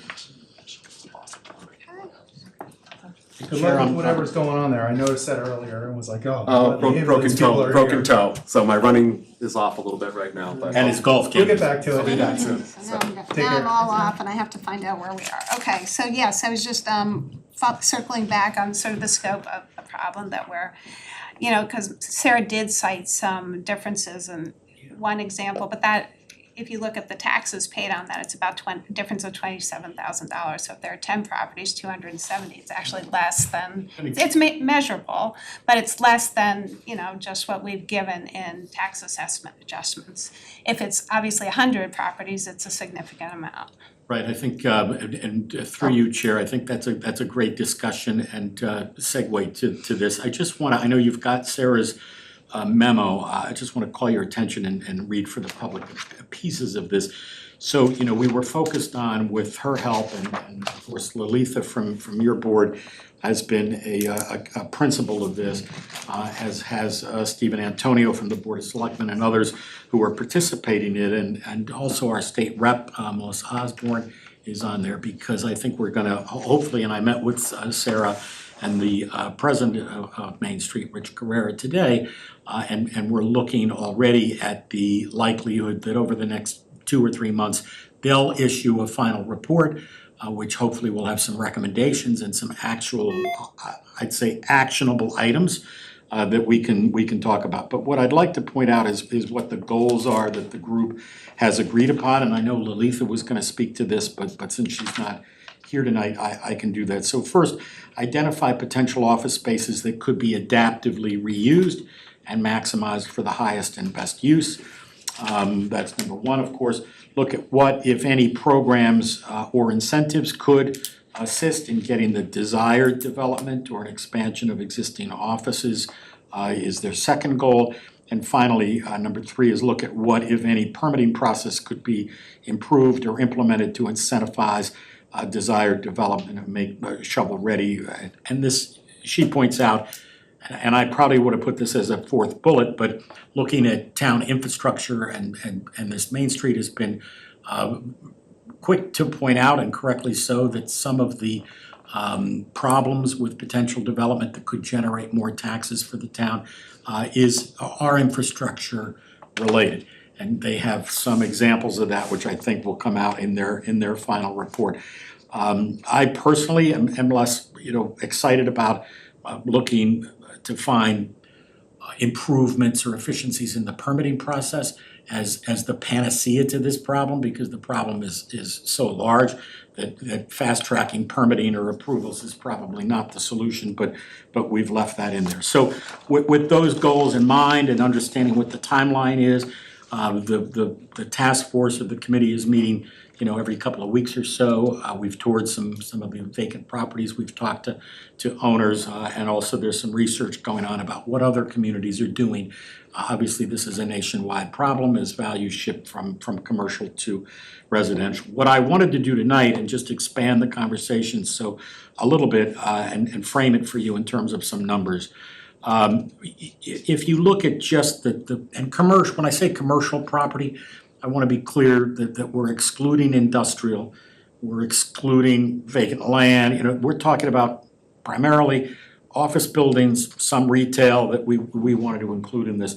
And so our assessor's giving us a total assessed value of that portion of our total grand list. And this is the overarching number that we want to focus your attention on tonight. It is $230 million. So $230 million of assessed value just on those commercial properties. We're not saying they're all vacant. We just want to start with that. Think of a funnel, and it's the top of the funnel, and we're going to start there. And we can easily translate that into taxes at a estimated mill rate of 3.87. You're talking of about $7.7 million in potential tax revenue to the town, right? So we're starting to put some meat on the bones in terms of okay, what part of our grand list is under threat, if you would. Now, obviously, they're not all vacant, and this is where you've got to kind of do what SVAA did and do some back of the envelope sort of extrapolation and figure it out. What we do know is that on the worst side, you've got, say, 10 or 20 properties that are the real threats to this, that many of them are vacant. We can look at some of the tax appeals that have been settled, and one that we actually lost at trial, I would say lost figuratively. It was, from my point of view, was a bad number. And you can see declines of what I had estimated about 3 months ago of 50% of the assessed value. That's at the worst side. So some commercial properties you could expect would drop by 50%. Not a big number, but the properties that are in that category are big properties, right? So it's a potentially big number, even though it's a small number of properties, right? So we're working on that. The other thing is that all of our commercial properties, even the ones that aren't vacant, are probably realizing a decrease in rents and are probably a little less stable in terms of their occupancy. And we are looking at that. We can look at that from the income and expense reports that go to our assessor. That takes a little more time. That analysis will be ready in the fall. I think that Francine will be looking with us and finance at the I&E statements differently than we've looked at before, because they give us a clue into the current use of the property and what its vacancy level is, right? Not something necessarily that we've monitored before in the town manager's office. So, what can you hope to do over the next few months as you flesh this out? I think what you want to do is you want to arrive at a percentage of risk that you could see in declining value. Now, my assessor said to me today, she said, we don't want to put it out there that we expect commercial properties across the board to drop at the next reval, right? We don't particularly want to set ourselves up for, roll the tape at every tax appeal that comes down the road 3 years from now, right? So we have to be very clear that we carve a record that says this is certain properties facing certain characteristics. And we are extrapolating that into a level of risk. We are not saying that this is a dollar value that we expect to be in trouble with, right? So what is that risk? So there is a risk in our assessment model of about 5 to 7% of the $7.7 million right now, and that is the upper level, right? So, Sarah Nielsen said today that some of the properties that we've been looking at are probably she's got a couple of recent sales, one that was very recent. The devaluation was much more than 50%. And I was concerned to hear that, but it was only one property. It was a 72% decrease over our assessment number, right? And again, keep in mind our last reval was coming up was 3 years ago now. So I wanted to give you, before I open up to questions, I want to give you another couple of numbers that will be helpful to frame this, because what we're worried about is the shift to residential, right? So we wanted to know how many parcels are there? How many residential parcels are there, right? So we needed to get that data, and it is about 7,000, give or take, right? And that's a number that we're going to be playing with over the next couple of months. If you were to take all of the 7.7 million and roll it in there, obviously you've got about $1,100 per household, and that's not the calculation that we need to make, but maybe 7% of it. So where we are today is we plan on looking at the I&Es. We plan on doing a little bit more analysis on this. I was also asked by Amy to remind the board, if we hadn't mentioned it before, that it's almost time to go out to bid for I see Lisa shaking her head, you've been here, so you understand that there's actually a full year of work that is done, and we've all lived through these revals. So Francine and Amy and my deputy working on getting an RFP prepared. We do plan on having two. Sorry, you didn't finish the sentence. Go out to bid for what? For the revaluation company. Sorry, Bert. For the reval company, right? And so the plan at the moment, we haven't talked to the Board of Selectmen about it yet, but I think our recommendation is going to be to go with two firms, one for commercial and one for everything else. And that's a little bit of a change from what the town has done in the past, but I think, you live and learn, and we see this risk on the commercial side. I think we plan on being particularly careful and diligent in picking the right contractor to work on the reval, and so we're going out. Just as a reminder to the public, we did do an audit of processes and procedures. I saw it, I read it. And they did give some suggestions for us to perhaps we met 100% of state standards, but there were opportunities for us to meet national standards, and it was at the time the sense of the board that we should absolutely do that. We are laser focused on that, and it'll be. That's all I wanted to hear. No, I think we're and we will ask for BOF help and probably on the selection of this, and make sure there's a lot of eyes on it, because it's a very important selection process. probably one of the Yeah, most. because the better assessments we get, the less appeals, the less adjustments to the budget. And Francine, to her credit, thinks that if we go out to bid a little earlier, because these firms make their commitments to towns, we're not the only town that's facing a reval, obviously, so we wanna get out there a little bit. And credit to Francine, who really worked with us and the She's really good at this. advisor And I will defer to Amy to discuss with your board and with Wendy's board, the funding. Obviously, we have our own method, I understand, of saving money for the reval costs, and I've been educated a little bit on that, but That's by state, for members of the public, state statute authorizes you to do that a fifth every year. the fifth of what though, is we expect the Well, that's price to right. be And we about, do, could be right. higher. yes, and for us, for at least for me, it's important we get it right and Yeah. that we get national standards. Right.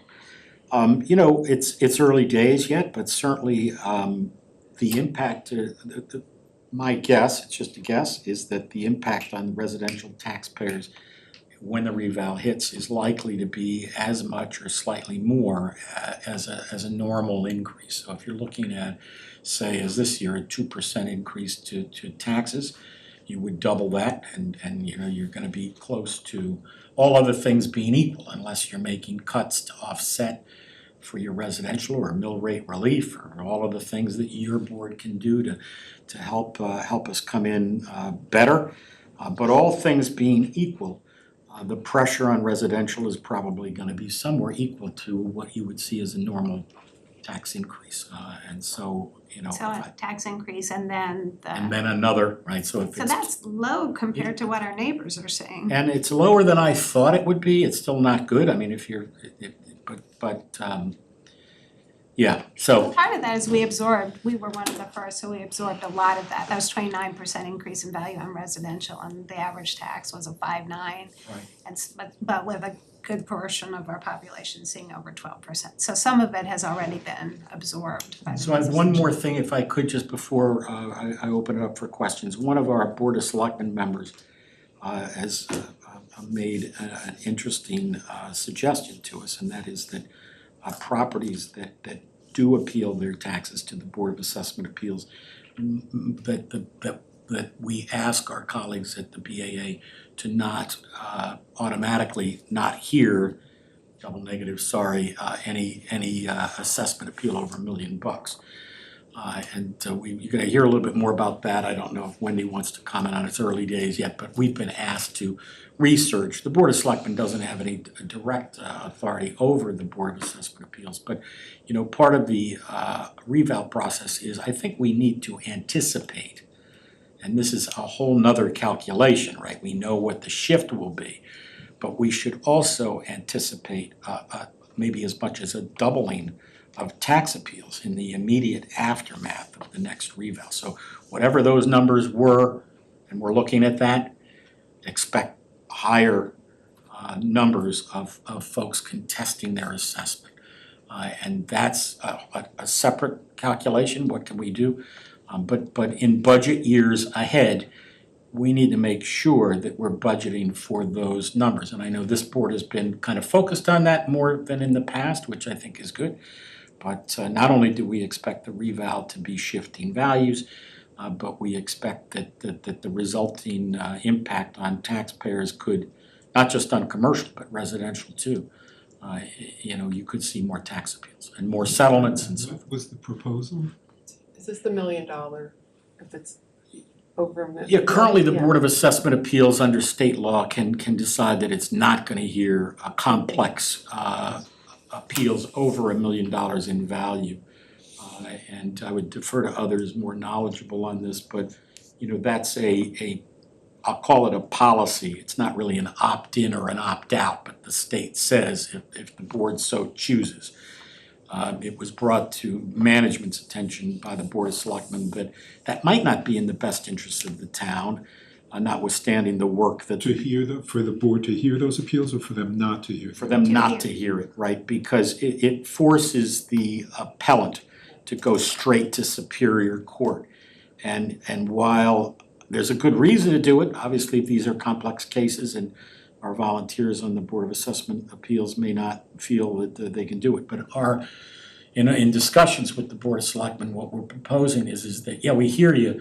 Maybe we provide legal support to the BAA and give them the support that they need, and it would still be of greater benefit to us, not only by seeing fewer taxpayers need to go to the Superior Court, but our attorneys' fees, when they do, could be lower as well. And so we're doing that analysis, and we'll be presenting to the Board of Selectmen for their consideration a resolution suggesting to the Board of Assessment Appeal that they consider not automatically not taking a case over $1 million, if that makes sense. You're gonna do a resolution to just ask the BOAA to not throw out have. Well, there's no, I mean, other than picking up the phone and asking. I mean, that would be, as a former BOAA member, how I would suggest folks give a shot. I think- On the BOAA, the way it was explained every time that came up, where there were two reasons that the BOAA believed it was in the town's best interest for us to handle it that way.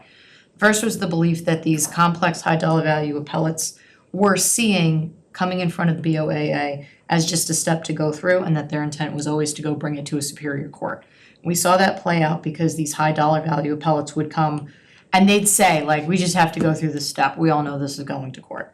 And so it was believed that to spend real amounts of time on it, this is a volunteer board, was really not actually serving anything really well. The previous assessor before Francine would occasionally ask us to actually hear, so he could get some things on the record, so to speak, going into court. So there's always been a collaborative conversation with the BOAA and the assessor and the town about how can the BOAA's process best support the town. The other reason is these complex cases would come in and the BOAA didn't have enough information to actually make a good ruling. We saw the solar panel people come year after year, and it was debates about how the depreciation of solar panels was or wasn't correctly estimated 7 years before we were hearing things. That's not a situation that the board had any on-site ability to support. And so I would suggest if there's a wish to see behavior in the BOAA's approach to this, just give them better data and answer the question on, is having more time spent on these complex cases actually saving the town money? I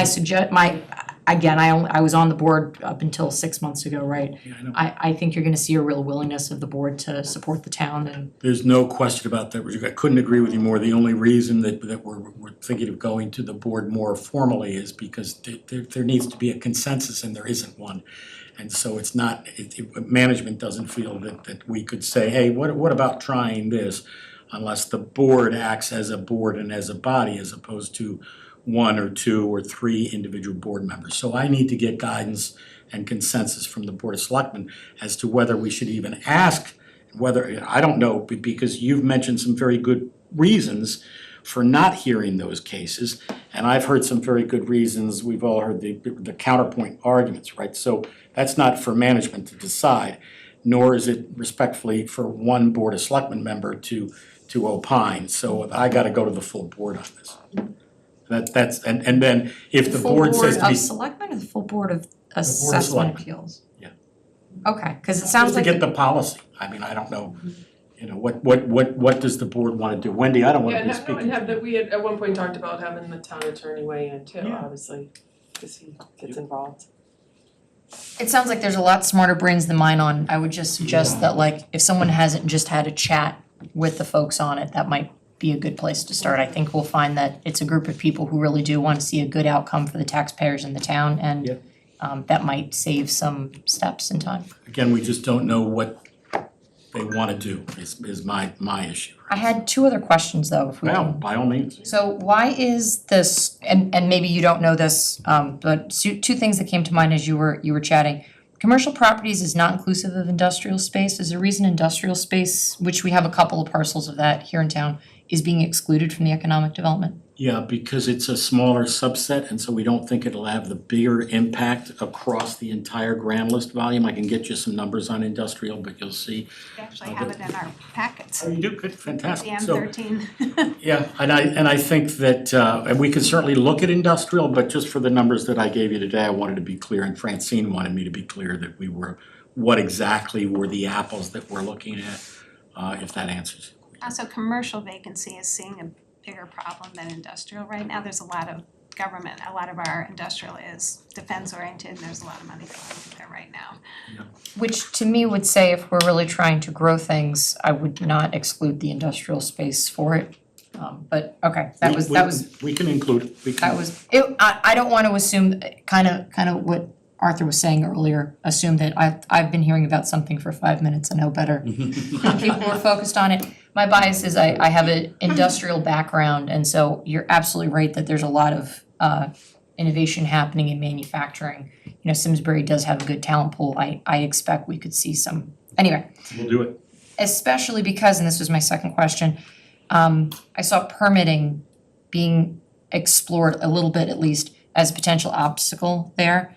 And you talk about transportation, which I mean, maybe a little bit public transportation, but also I know just with the development that we've had in town, we've gotten feedback from residents that we've created some transportation challenges, especially on the bridges crossing the Farmington.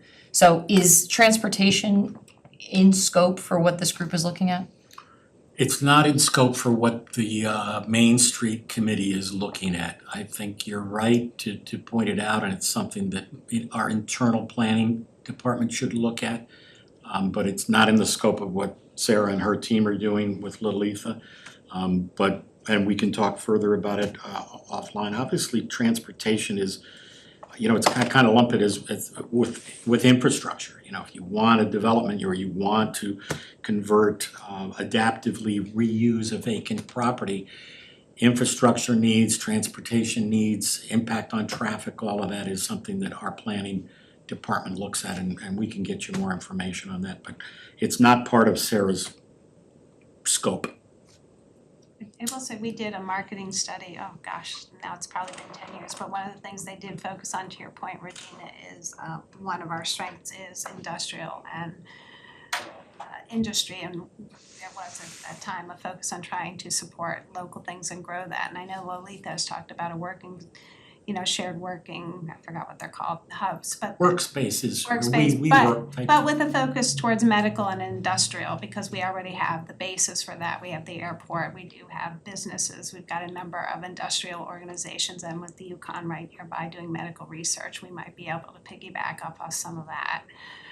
So not your typical workspace, but one focused on industrial and I think what the committee really liked and enjoyed Lalitha's contributions was, for the first time, we were hearing the suggestion, and I think everybody heard it loudly, to focus and target specific areas that you believe would be welcome in Simsbury, beneficial to Simsbury, and achievable. And she's got some really good ideas that she's been bringing forward, which hopefully there'll be more on that. That's actually something I wanted to ask. I don't know if you're dealing with it, but are there any business sectors for where there's particular or at least sustained demand for commercial space? The one I would say, Bert, is of most interest to me personally is, and others could disagree, but I think the answer to that is healthcare. And I think if you look around the state, you see obviously a lot of competition, obviously a lot of demand. A lot of the medical experts, doctors and specialists have retired in a post-pandemic world. I know how difficult it was for me and my family when we moved to Connecticut to secure healthcare across a wide spectrum of specialists and months out making appointments. I think the answer based on demand, and if you just look at the rising costs of healthcare, it tells you what the market forces are. Because of course the prices are a function of supply and demand like everything else. I think the answer to your question is healthcare.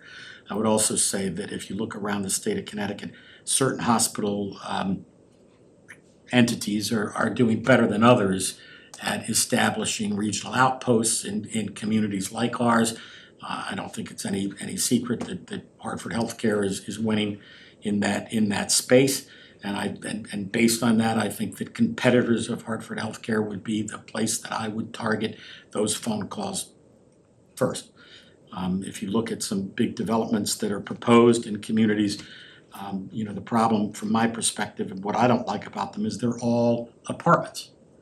And planners and developers and you're having conversations about mixed use, which and mixed use is great, but think about anchoring a residential community with healthcare. And there are examples of that around the country that are really interesting to me. I'm not a planner. But I think the answer is healthcare. It's certainly not small retail, it's not commercial. And, you know, we'd always love to get some new restaurants in town and have some more dining choices. But I think healthcare is one of the answers, if not the best one.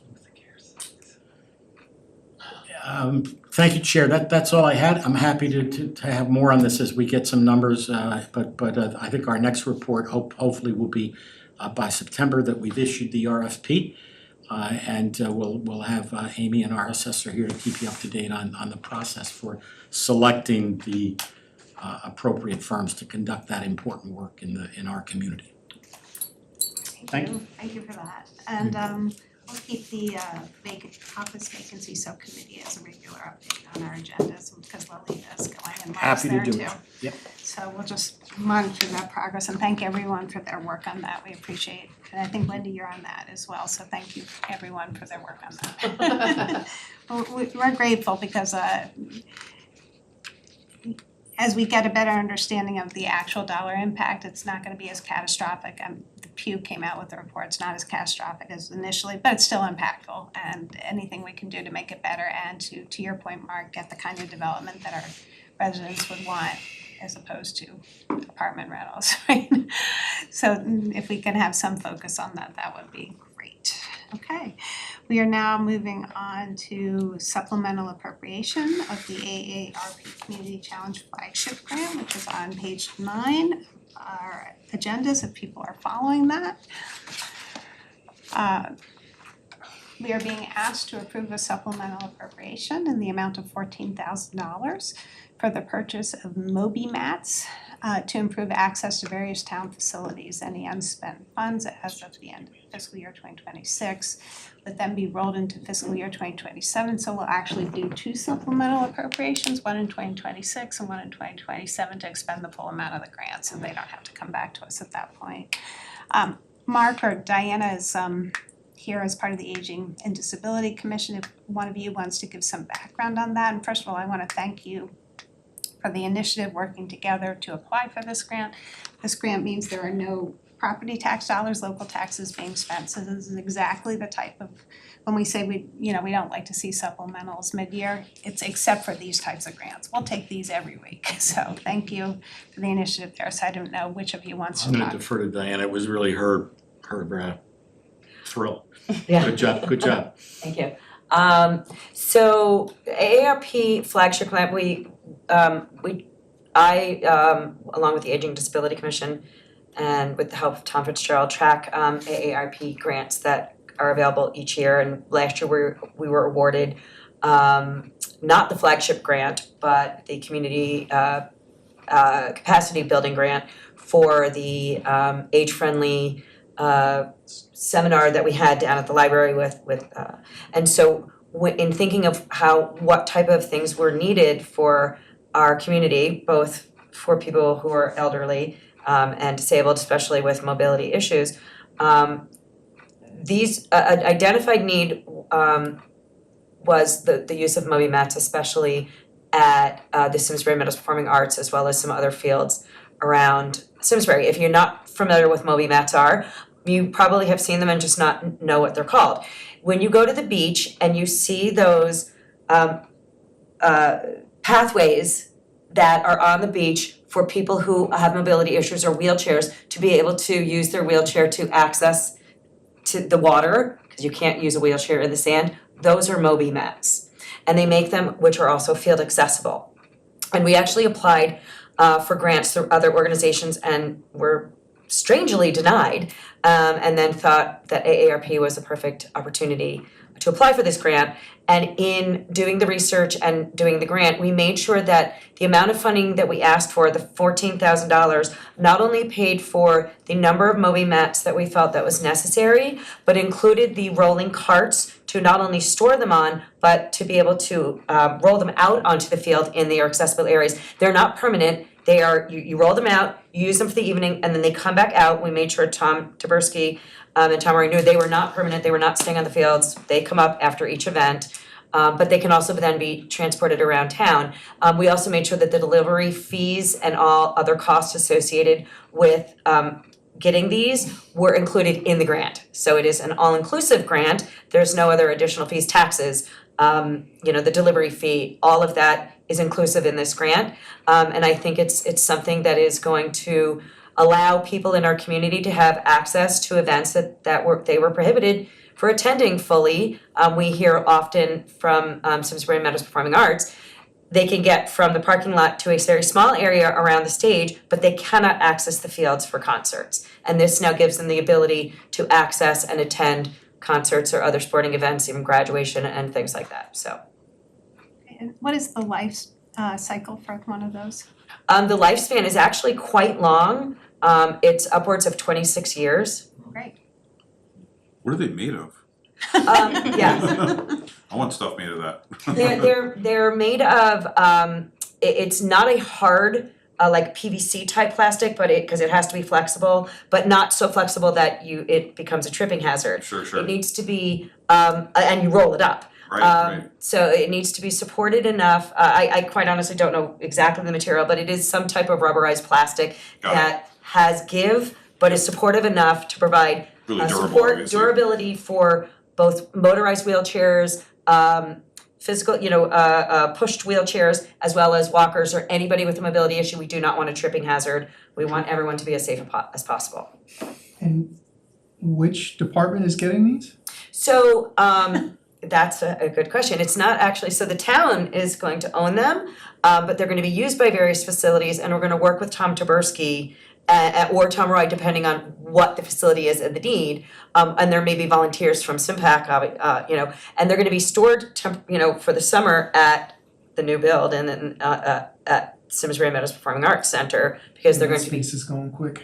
Yeah, but that is where, well, they can be stored on the stage. They don't have to be stored inside a facility because they are. Right, but you don't Yeah. want them on the stage because, right, there's How do you kids get that them get to hang there out there is, we Don't do soda on know things. that there is we need to find a home Yeah. for these, whether, again, I floated out like, is that an Eagle Scout project to build, there's other mechanisms of finding ways for places to store them. But I know that to move them from place to place, we would need either Tom Taberski or Tom Roy, depending on the facility that it's going to. Okay, so no operating costs associated with this. We don't see so. We think we put them in Scout Hall and get them when we need them on. Great.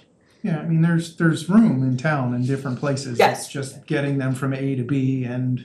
The immediate need is when they're not going to be delivered until probably August, so maybe in time. So unfortunately, we're missing the Talcott Mountain Music Festival this summer because of the funding of the grant, but maybe for like the Indigo Girls or something, they would have the first immediate need for them. So the delivery would, or the first place they would land would be Simsbury, but they wouldn't be stored there over the winter when there's not necessarily a need. Well, and there's plenty of room in there during Right. the winter. There's no room Yeah. in there during the summer.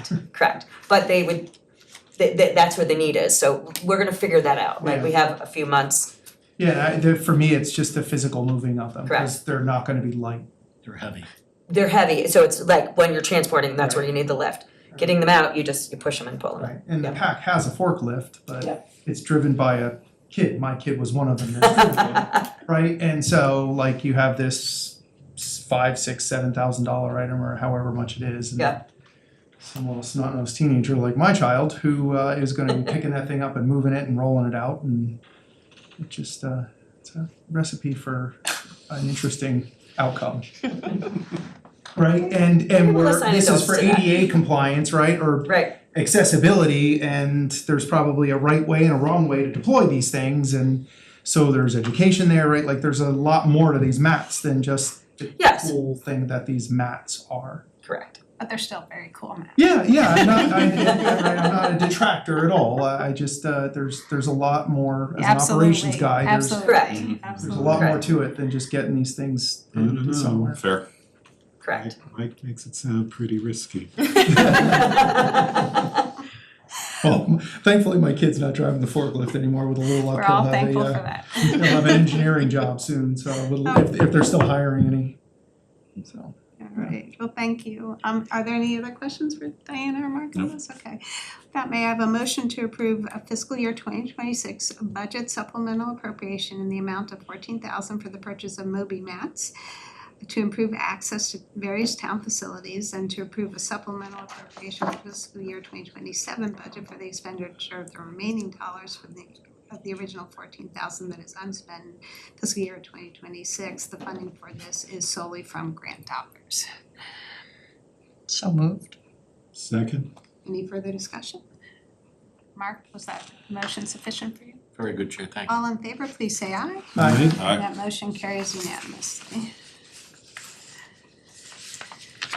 Okay, we are now moving on to, this is just an agenda topic discussion. At our last meeting, we had asked the town manager.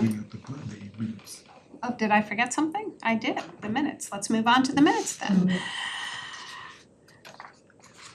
The next agenda item I see is our capital planning discussion.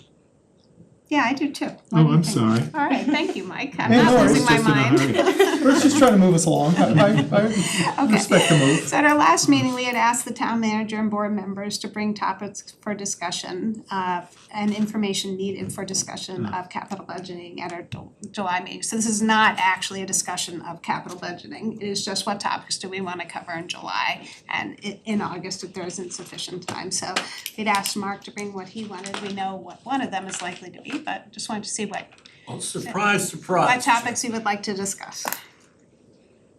I don't have any topics really, and I know that might surprise some of you, but I think that, you know, you have to prioritize things, and right now, what the priority has to be, and I love agreeing with you, Chair Ebner, but the prioritization has to be to prioritize the capital needs and rank in some consistent way what we wanna spend the money on, right? So that's number one. Amy and Melissa and I and my deputy met with the first selectman and the deputy first selectman, I guess about 3 weeks ago now, to have a conversation about capital and begin to engage early with the Board of Selectmen on this and some bigger issues. I will say, in full transparency, that one thing that is important to the team, staff team anyway, can't speak for the Board of Selectmen, is the guidance that the Board of Finance has still in place regarding the limit, potential limit of 5 million annually or 10 million biannually. So, and just speaking for myself, you know, my understanding at the time that was passed out. Was that it was a temporary restriction, a self-regulation that was tied to Amy's debt service smoothing model that you're all familiar with, right? And that was a couple of years, 3 years, whatever. So I think there's two things that are important to staff, Chair, and that is the ranking of what we wanna do, what's the order. And the second thing is, when will there be relief from the restriction? And whether there should be, and when it would be. And then lastly, I would say, and this is really your and the first selectmen's and the Board of Ed Chair's conversation more than ours, but the squadron line issue as well that we know is before the Board of Ed, and Tecton is involved in that. And I thank you for those that shared the PowerPoint that Tecton did. For those who haven't seen it, I think it's worth looking at that, and encourage everybody to have a conversation with the superintendent of schools on that, which I have. So those three things, Chair, the elimination and the phase out of CNR will not be something that I will propose again. It's not CNR. CNR is just capital under 250. I get it, but you know, the debates and the conversations that we had. I will just take this final opportunity to try to stress again that the reason for the madness around that issue was really to get clarity around the use of capital reserves for cash for capital, right? The cash for capital, not the bonding so much. So we want to talk to the Board of Finance about lifting or changing the restriction of bonding. We previously wanted to get clarity around the amount of capital reserves that could be used to fund cash for capital, right? But that's not something that I don't intend to pursue it again. The board reversed that last time, and I'm fine with that. I guess it doesn't matter is what I learned, how you pay for it. But long term, it mattered to me at the time because, as I said then to the Board of Selectmen particularly, and they supported this change unanimously. And I probably did a better job of explaining it to them than I did at that meeting here, and I apologize. No, we're just the board of slow and no. No, well, that's true, but I don't think that there was a right or wrong to this, I really don't. And with all deference, we got great feedback and good opinions on it. But the lack of clarity around and the sustainability of how much cash for capital we are paying, I think we all agree that if you can increase it in years where you have higher grant list growth, and that's the time to do it. And the administration of that needs to be a management function, I think, because we're actually putting the budget together. The charter requires the town manager to do that initially, even if you all change it. If they change it, you change it, that's great. But to craft it, we need clarity from the Board of Selectmen around what the priorities are, and you've asked for that. We're singing the same song. But the second piece of this is clarity around how much cash we can, what's the cash component for that? Now, where is that coming from?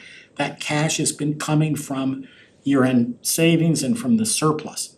And my fear has been, and I'll end with this, that as you budget more tightly, that surplus should continue to decline. So there's many metrics by which Year-end savings, yeah, year-end savings should be diminished, right?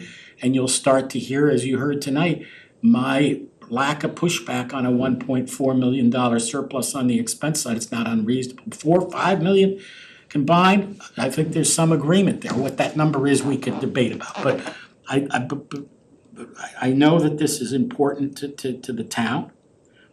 I think that as those surpluses naturally come down, and I think they should, your ability to pay cash for capital under a CNR model is eroding. And before that happens, you have to shift it to the operating budget. Otherwise, you're bonding. There's no other place to put it. I gotta get capital, small capital, into the operating budget, and we don't disagree about that.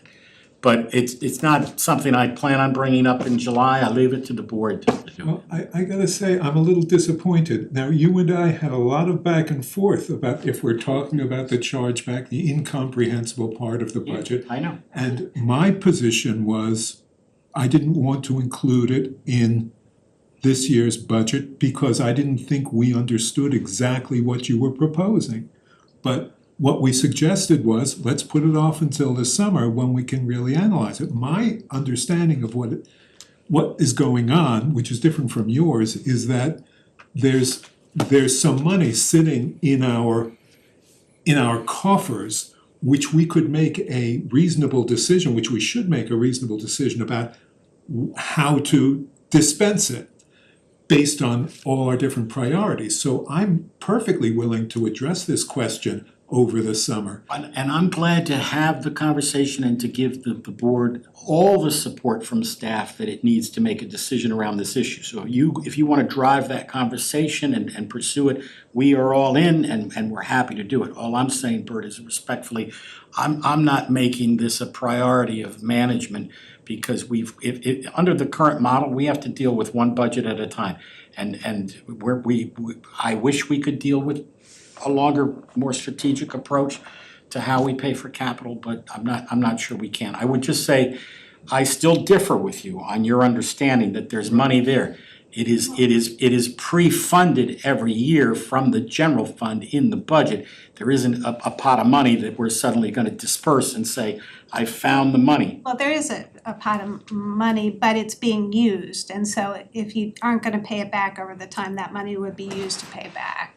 So it's assigned dollars in the capital fund. I think we're saying the same Yeah. thing and we're forcefully agreeing with each other, as I've heard a couple of No, times. I It's- agree. it's true. But we can talk about that later. I don't wanna spend an hour on that topic. I just would say, Chair, that you and I agree about a lot of this. I think the issue is that the town needs to use cash for capital to the extent we can. It reduces debt service, all the reasons we've talked about. But as that year-end surplus is eroded and we budget more to the dollar, as we probably need to keep the mill rate down, I don't know how we do that if you haven't gradually poured in some of this small capital and phased it in over time to your operating budget so that it is sustainable forever and it's factored in, it's there. You don't have to buy the same lawnmower, it's not the same vehicle, but it's the same amount of money that is baked into your operating budget, that's all. So one of the things I wanted to discuss along those lines, I agree with you, is then how do you, it's more formatting, but formatting goes to substantive and policy discussion, but the same thing. And talking with Regina, she is a new member, she really clarified for me that can we make it easier for people to understand? And one way we could do that is, and other towns do this, is a baked number of cash for capital in the operating budget, but do that as a cash for capital line item that gets transferred into every year, gets transferred into either capital reserves and then capital is spent from that in the capital budget or the capital fund directly. And then if you maintain discipline, cash for capital, set them out. So instead of individual projects in the operating budget, it's just the $1 million in the operating budget, cash for capital moved into capital. Every year we're gonna do that, and every year we're gonna increase it by 2% or 2.5% till we get to the number we wanna be. Then it's baked into the operating budget. But we still segregate it for formatting so that people can understand how we're spending our dollars, because what you don't wanna do is have too much capital in the operating budget, because it can confuse and make the conversation about structural balance off kilter. Doing it this way, you would still get your certainty. Every year you get $1 million. Every year you get $1 million plus two, plus two, plus two. And the other thing I wanna talk, and we have talked about in the past, is when there's a dip in debt service, that we fill the dip with cash for capital instead of mill rate. Or an increase in the grand list is Or my increase in point. the Either absolute. one of those. But those are dependent on priorities of the Board of Selectmen, but with dips in debt service, we should absolutely do that. And this board could adopt a policy that would give us that Exactly. clarity, that And I if agree this with then that, then if this then that, as opposed to what management feels is kind of it's just to throw a dart at it based on the situation then. Well, the problem is some of it, because they're all competing for the same dollars, we also don't wanna tie the hands of the policy boards who may have other priorities to use that. But certainly our bond counsel and our bond advisor said when there's a dip in debt service, fill it with cash for capital, for sustained investment in capital, so that's an easy one to do. Chair, if I could, one of the things that came out of this research was from the minutes of the Board of Finance back in the 1970s, I think it was, or 1980s, was the thinking, rightly, that the allocation of CNR, 416, 250, whatever it was at the time, it should be applied to the department that is getting the lawnmower or the truck or the this or that. And that was the understanding of your predecessors 50 years ago, and that is not happening. If you transfer it, you've got to transfer and the line is in and it's out. It's not allocated to the departments, and the departments compete for that cash for capital, right? And that's why I personally would prefer to have, some control over where that's going and to put it into the departments, because the departments are coming to the town manager making their pitch for this. Whereas under the former form of government, the department heads were all in front of the Board of Selectmen making their pitch for things. It is the town manager's budget to propose to the Board of Selectmen, and the department heads are in front of us working on the town manager's budget. And just having a number in there, it doesn't really help. So that can be accomplished, absolutely, I don't disagree with that. It's a formatting, you would just format it, department, cash for capital, you would still keep it in the capital budget, cause there is some And thank you, Chair, I literature on, appreciate it. yeah, but I have no problem and that would go to designating how you designate capital in the capital budget. It would be recurring capital, departmental capital, so that you could see it maintaining like recurring capital for public works, and the capital budget would be the snow truck. That would go to the prioritization, you're not cutting that, right? So don't even come to me suggesting that that's out. If you label it recurring, but just by recurring it, we might be able to get it to where Totally we're agree. trying to go. And so I think that's one thing we could do. And then I think it would be helpful to review the capital projects submission sheet, just to make sure that the public and the policy boards are getting the information they need to evaluate the projects. I know last year, sometimes we got operating costs, sometimes we didn't, just to get a cohesive structure there so that we hit all the topics. And we can look at GFOA, they literally tell us what to put in it, and other best practices, and see if we can get to a consistent communication there. That I think would just make it easier. And then I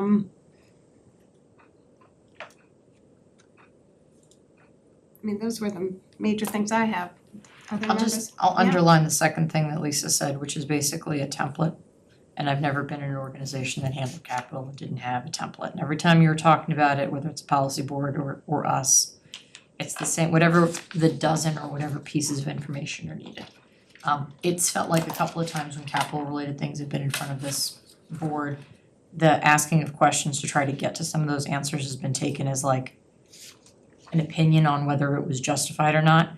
And we can just avoid all of that and all of that talking about it with a consistent, easy to follow template. So that's maybe a minor thing to hear, but like a kind of a must have for me. Isn't that the project sheet though? Help me understand. Yeah, I wouldn't know because the project sheets have not been consistently presented as we've been talking about it. So if there is already a project sheet and it's being followed, maybe it's as easy as just making it part of the packet.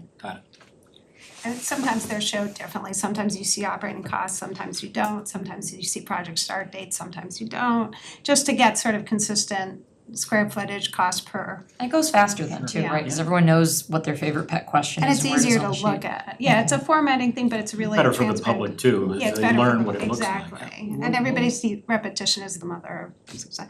And then I had one request when we do it, if we could because to your point, Squadron is gonna dictate, we've got to increase cash for capital, you might not be able to do that if we do Squadron. So we need to evaluate what that looks like. So could we get an updated budget model for the July meeting?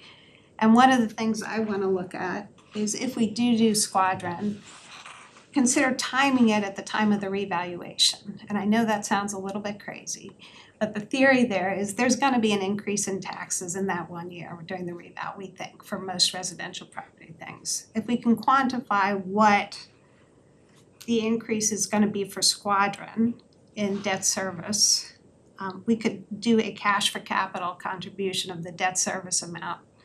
And then we can communicate to the public, this amount is normal increase in taxes, this amount reval, this amount for Squadron. So you have one big year of tax increase, but the following years we return to normal. What we're seeing is budgets failing. Any town that implemented the revaluation over a 3-year period are all failing.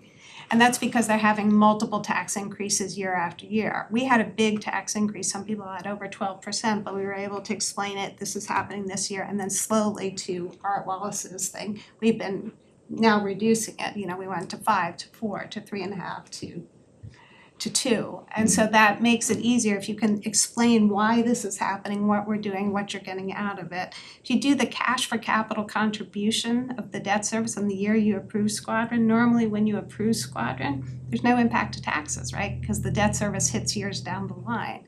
You do the cash for capital contribution on the year you approve it, the voters who approve Squadron will feel some of the cost of the project, helps us reduce the amount we need to borrow, cost savings, creates a base of cash for capital, and cash for capital then hits the budget.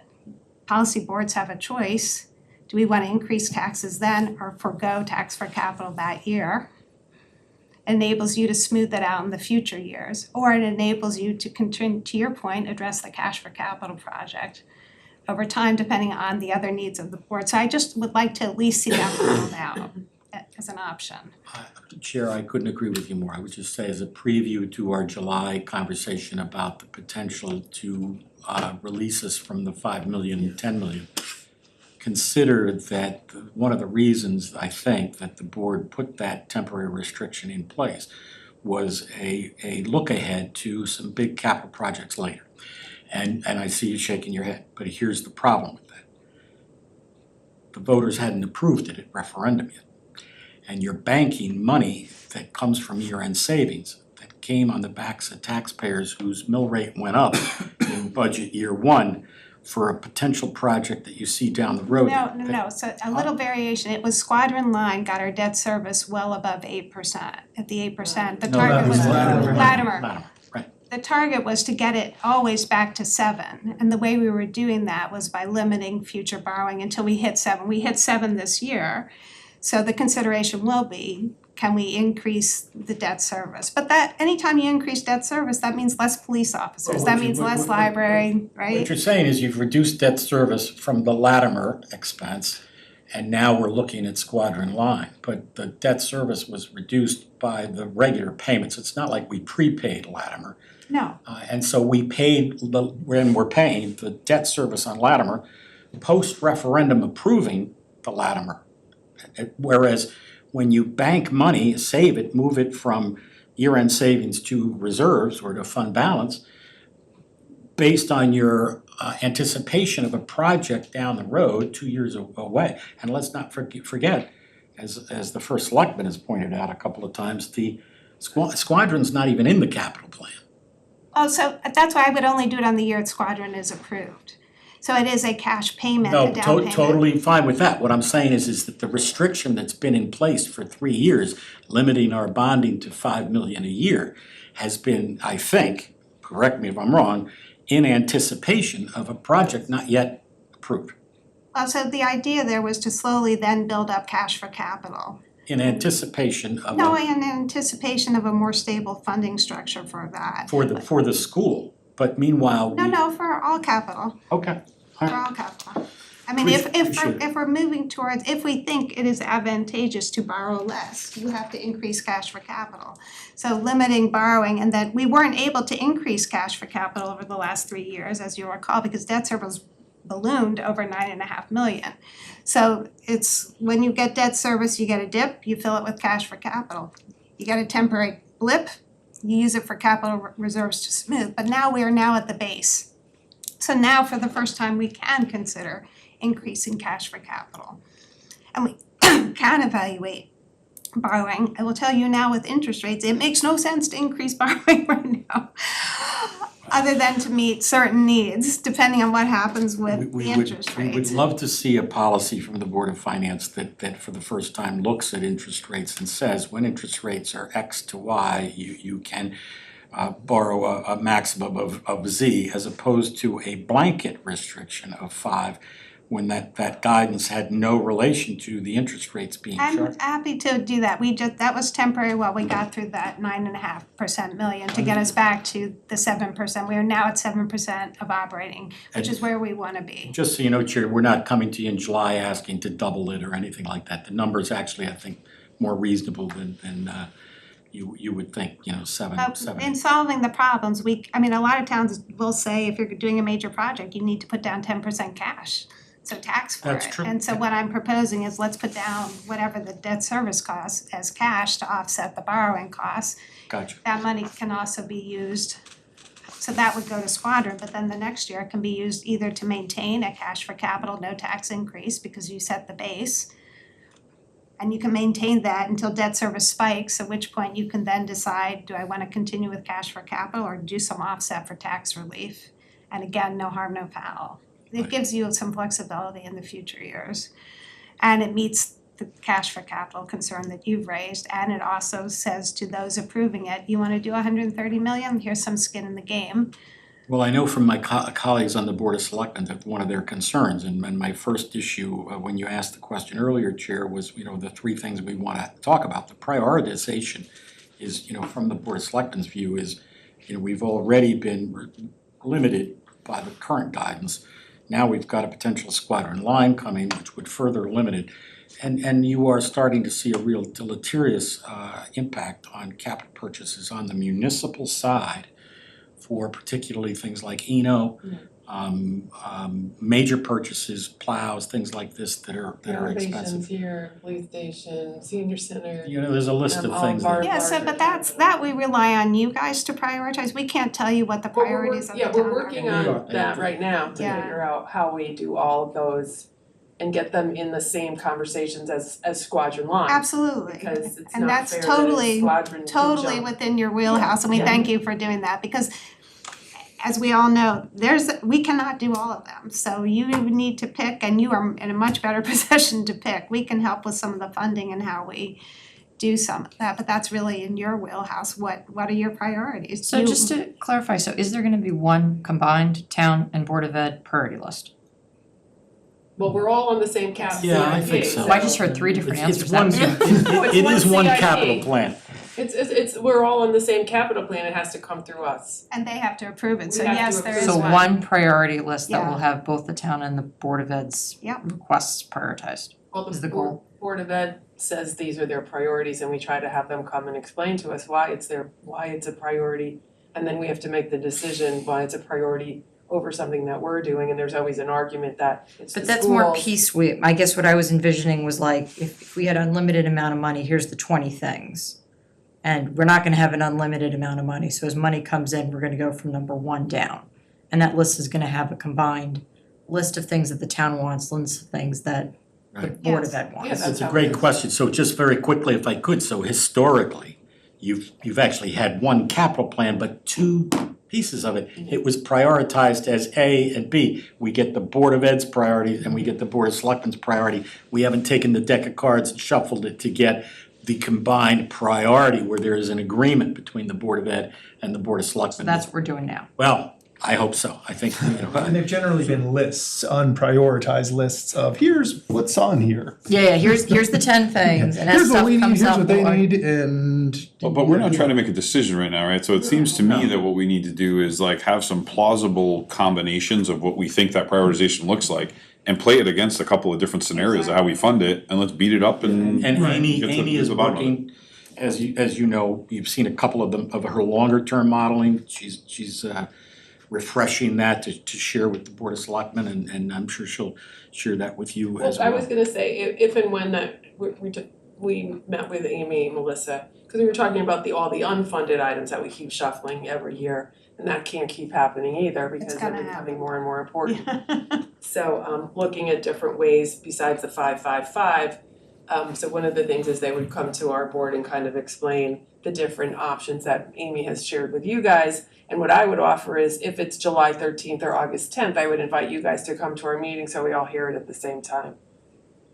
Just Yeah, I mean, we would like it in July as part of our capital discussion, but I agree we should have. yeah, A joint- and we're yeah. hoping for July. We don't have agenda prep next week because we have a month. But it is gonna be, And to be clear, Chair, these are the models that your board saw you guys have seen previously. them, but we haven't seen them. They haven't seen them at all, Oh, okay. but we're just dusting them off and updating, because about a year ago, she did all of that work. And we're also working through our goal setting, which includes a lot of the capital plans, maintenance, what we're gonna prioritize as a board, the six of us. So that would be a good kind of combination in that meeting for July. Yeah, I mean, I think we're open to working on it, and I think one of the things I had asked Mark, and he thought he would be able to do that, if we're gonna do squadron, and this goes to your long thing, that's a 20-year commitment. We know when roofs need replacement, we know when major equipment, so if we could get the 20-year plan for major capital replacements that we know about, not for, just for the basics, and then also for the Board of Ed, they know when their roofs are due. Cause what we don't wanna do is have 7 roofs Yeah. critical time at the time debt service is peaking, so we. Yeah, it needs to be a plausible scenario that we lay out, Exactly. right? And it needs to be comprehensive, I think is your point. Thank you. Well, can I just add, one more thing I'd like to add, listening to the Latimer, the squadron, you got me remembering of the schools. Is, you know, the new construction versus piecemeal renovation. And I think I said this to you too, if you did the piecemeal renovation, which is kind of how we operate, basically, we're piecemeal. If we both did piecemeal, we could work out a plan to do that, you know, to make both squadron whole and make the town whole, right? I don't know what happens when it's the new construction and then we're just piecemeal. So those are the kind of things that I don't know how that plays out. Yeah, so some of it is just funding where the grants are, you know, the timing of the infrastructure. Unfortunately, many years ago, we constructed there was a huge growth in population. A lot of the schools were constructed at the same time, so that's why we're seeing them fail now. But 132 million is a lot of dollars. And if we're being asked to commit a lot of dollars for 20 years, we want to see a very substantial analysis because to your point, it's going to limit other projects unless you want debt service to eat up. And debt service is the monster, right? It's like any other expense. If that's going through the roof, that means other things are gonna go down because the taxpayers will not support unlimited growth in their taxes, I don't think. They're willing to do a limited amount. But that's why my children had a doctor called Dr. Shanahan. And her theory, and I've raised my children based on it, she goes, if you're gonna feel pain, do it once. Don't do lots of little pulling off the Band-Aids. Do it once. Explain why you're doing it, what the pain is, how long it's gonna last, and then what comes next. And so there is I think we should at least consider that as an option because it would take care of a lot of the issues. It would align those who are approving it with some of the pain of the approval. And it would set us up for future options for your board as you decide when debt service hits, how you wanna handle that, either with capital priorities or taxpayer relief, so, all right. So those are some good things. If we can Thank you, get the model a little bit early, just so we have time to play with it, that would be great. Thank you. And of course, I don't know if Francine will have time to update projections there, but if not, in October, which is when she typically does it. Okay. Next we have the minutes. Cool. How about that? Are you happy? He's been waiting. Barely wait. May I have a motion to approve the May 19, 2026 Board of Finance minutes? Absolutely. Any changes or edits? Okay, all those in favor, please say aye. Aye. That motion carries unanimously. In terms of communications, I did wanna bring this to the attention. I know the Board of Finance expressed an interest and requested a copy of the capital asset disposition policy. For those watching, this does not include real property, it's not open space, it's the fixed assets like vehicles, equipment. Plows. Yeah, like plows, stuff like that. But the Board of Finance does have an interest in asset disposition because these are taxpayer funded assets acquired through the budget and the capital planning process. And basically, they are the end of that cycle. How did you get rid of them? Were they used to full effect? And who got them at their end of life? And while this board's role is not to manage, obviously, individual asset sales, it is responsible for ensuring that public assets are disposed of through a process that protects public value, maintains accurate financial reporting, and properly accounts for any proceeds and supports public accountability and transparency. So this is the vehicle through which we communicate to the public. You bought this with taxpayer dollars, here's what happened to it. I view this policy, and I want to thank Mark and Amy for working on it, as two-part. One is administrative, ensuring proper controls, documentation, and accounting, and the other is governance, ensuring elected officials and the public maintain visibility into how taxpayer-funded assets are ultimately disposed of.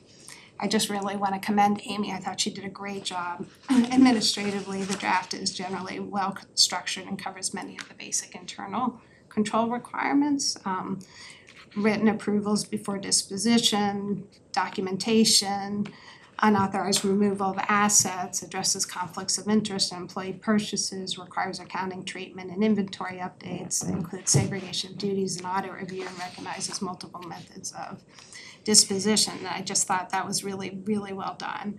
At the same time I was talking with Wendy, the document also touches on a number of governance and policy questions that extend beyond administrative procedures. And my understanding from Wendy is that the Board of Selectmen has not yet had an opportunity to review the broader governance considerations, such as the role of the Board of Selectmen in approvals.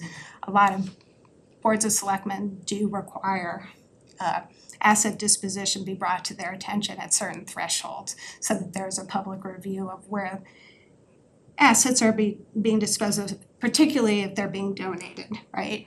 that's generally within the purview solely of the Board of Selectmen, not staff deciding which nonprofits would get that. So those may be things that you will be evaluating as this draft gets worked through. And also, what dollar thresholds do you want brought to you? If it's 250, should staff be deciding how to dispose, or should that be a public discussion? That's really your call on that. And just for clarification, Mark, just from you, just from our thing, I just want to confirm, and it's my understanding that this is what does not do, the policy does not override appropriation approvals required by state law and charter. Those still need to, if you get money from the sale of assets, it still needs to be appropriated. And then the policy does not, again, just for members of the public who may be watching and sensitive, this does not include town-owned land, open space, or the real interest rate. This is just for stuff.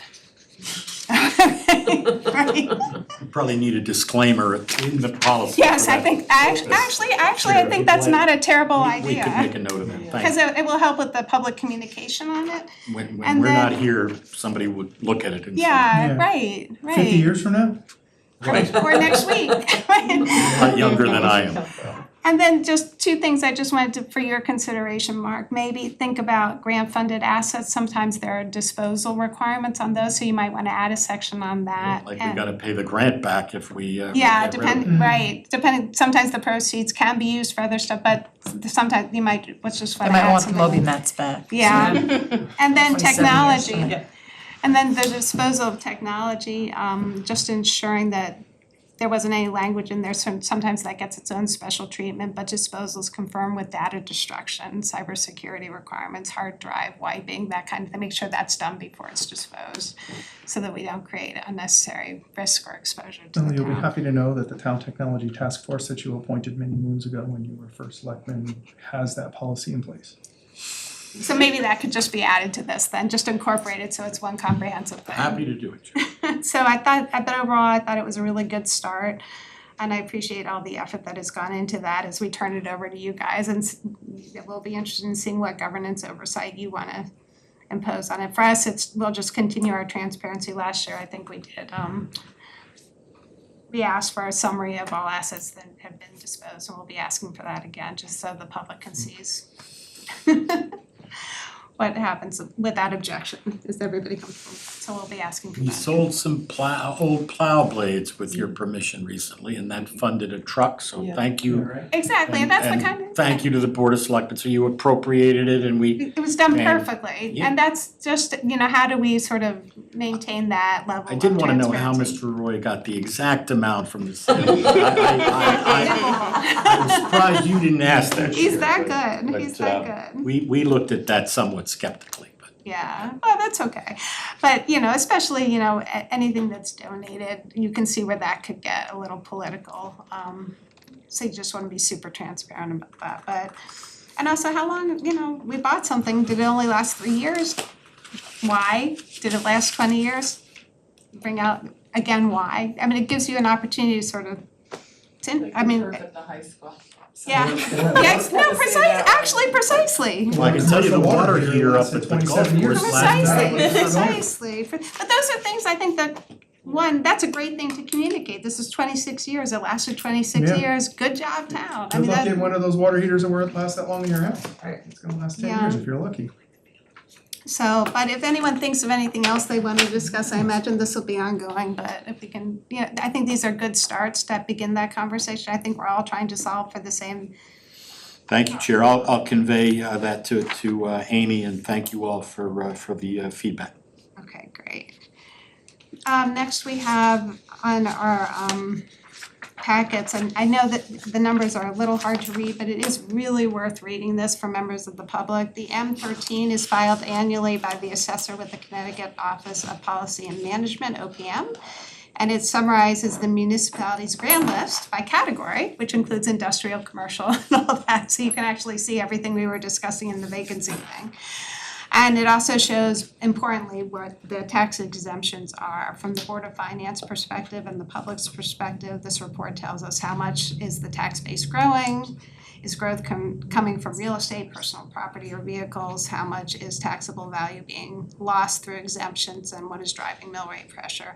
What is sort of interesting in there, Francine lists all the values of the assessments out there, and you'll see commercial is about 9.7%, industrial is about 0.83%. So industrial is a very small part of our grand list.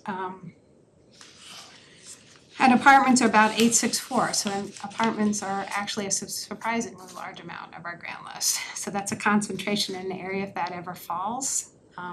That's an area to watch. The M13A is a companion report and focuses on property that is entirely exempt from taxation. So again, it goes into property tax generation, what's out there, potential for it, and what we cannot tax. Think of it as the report that explains what the town cannot tax. So it is worth taking a look at that. Art, I know this was a request, and actually there would be no band shell expansion project, but for monthly reports. So I'll let you take the lead on that, see if you have anything, and then Regina, who is also our capital. Yeah, maybe just a clarifying question. I mean, it says a couple times in here that we still have the contingency of the 184,155. Or is that? I thought we had 130, I don't have it right in front of me, but. I see that's what I was confused with, is the document says 184, but then there's a bunch of potential change orders. I just didn't know if I should be subtracting all of that. Do you have that? Let me take a look. So we still have a contingency. We Let's do, be real but simple, I and you thought- think it's over 130 or over? Yeah, I We've think. eaten a quarter or a third of it up.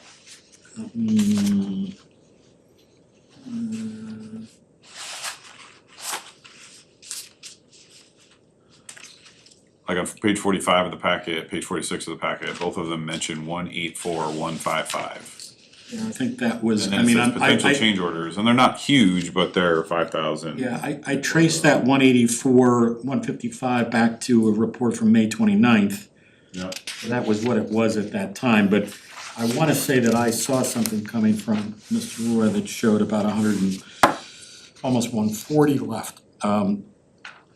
How close are we to completion? Like, is the 140 looking like it's gonna be the That's final it. number? Well, I would defer to him on that, but yeah, that's it. I could say we're very close to completion.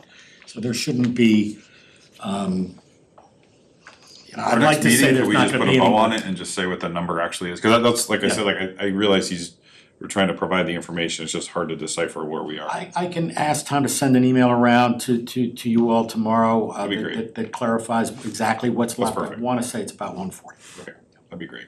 And also just a little bit of a forward look, cause I've got to assume we're getting really close to done. We are, in fact, we had some good news You should today, tell us thanks to Diana and Wendy, the fire marshal approved the Juneteenth celebration there, which was in some question for a while, causing some stress, particularly as. How about graduation? Well, graduation That's always was approved, but also late to the game, so we were obviously, a lot of meetings internally about that, and a lot of angst in the community about graduation and about Juneteenth. But as of 2 p.m. today, the fire marshal and the building official have approved the use of the stage, some restrictions. So we're either done or very close to being. We are It's very insanely close. Yeah, okay. Yep. Yeah, so it'd be great for him just to say it's 139 and, And just, because I can't resist it, I had said it was gonna be about 100, and I was right, so should be. You were. I am We going will to give collect you my that. $20 from Mr. Roy, because when we went Well for done. that supplemental,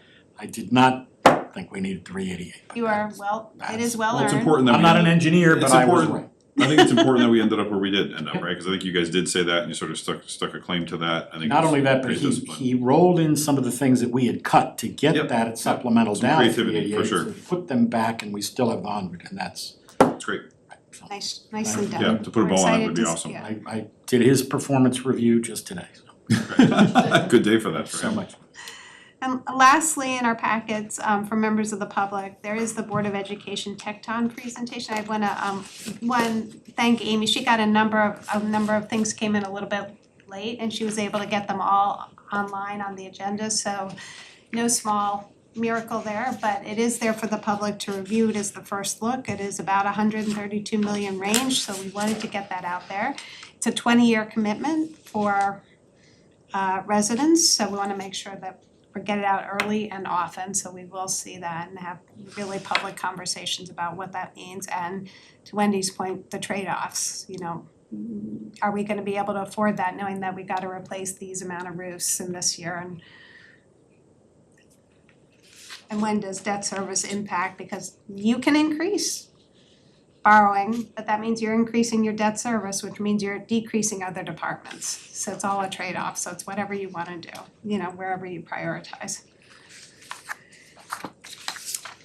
But I think, is it possible we're done? Let me just see. Is there anything else for the good of the order? No. All right, with that, may I have a motion to adjourn?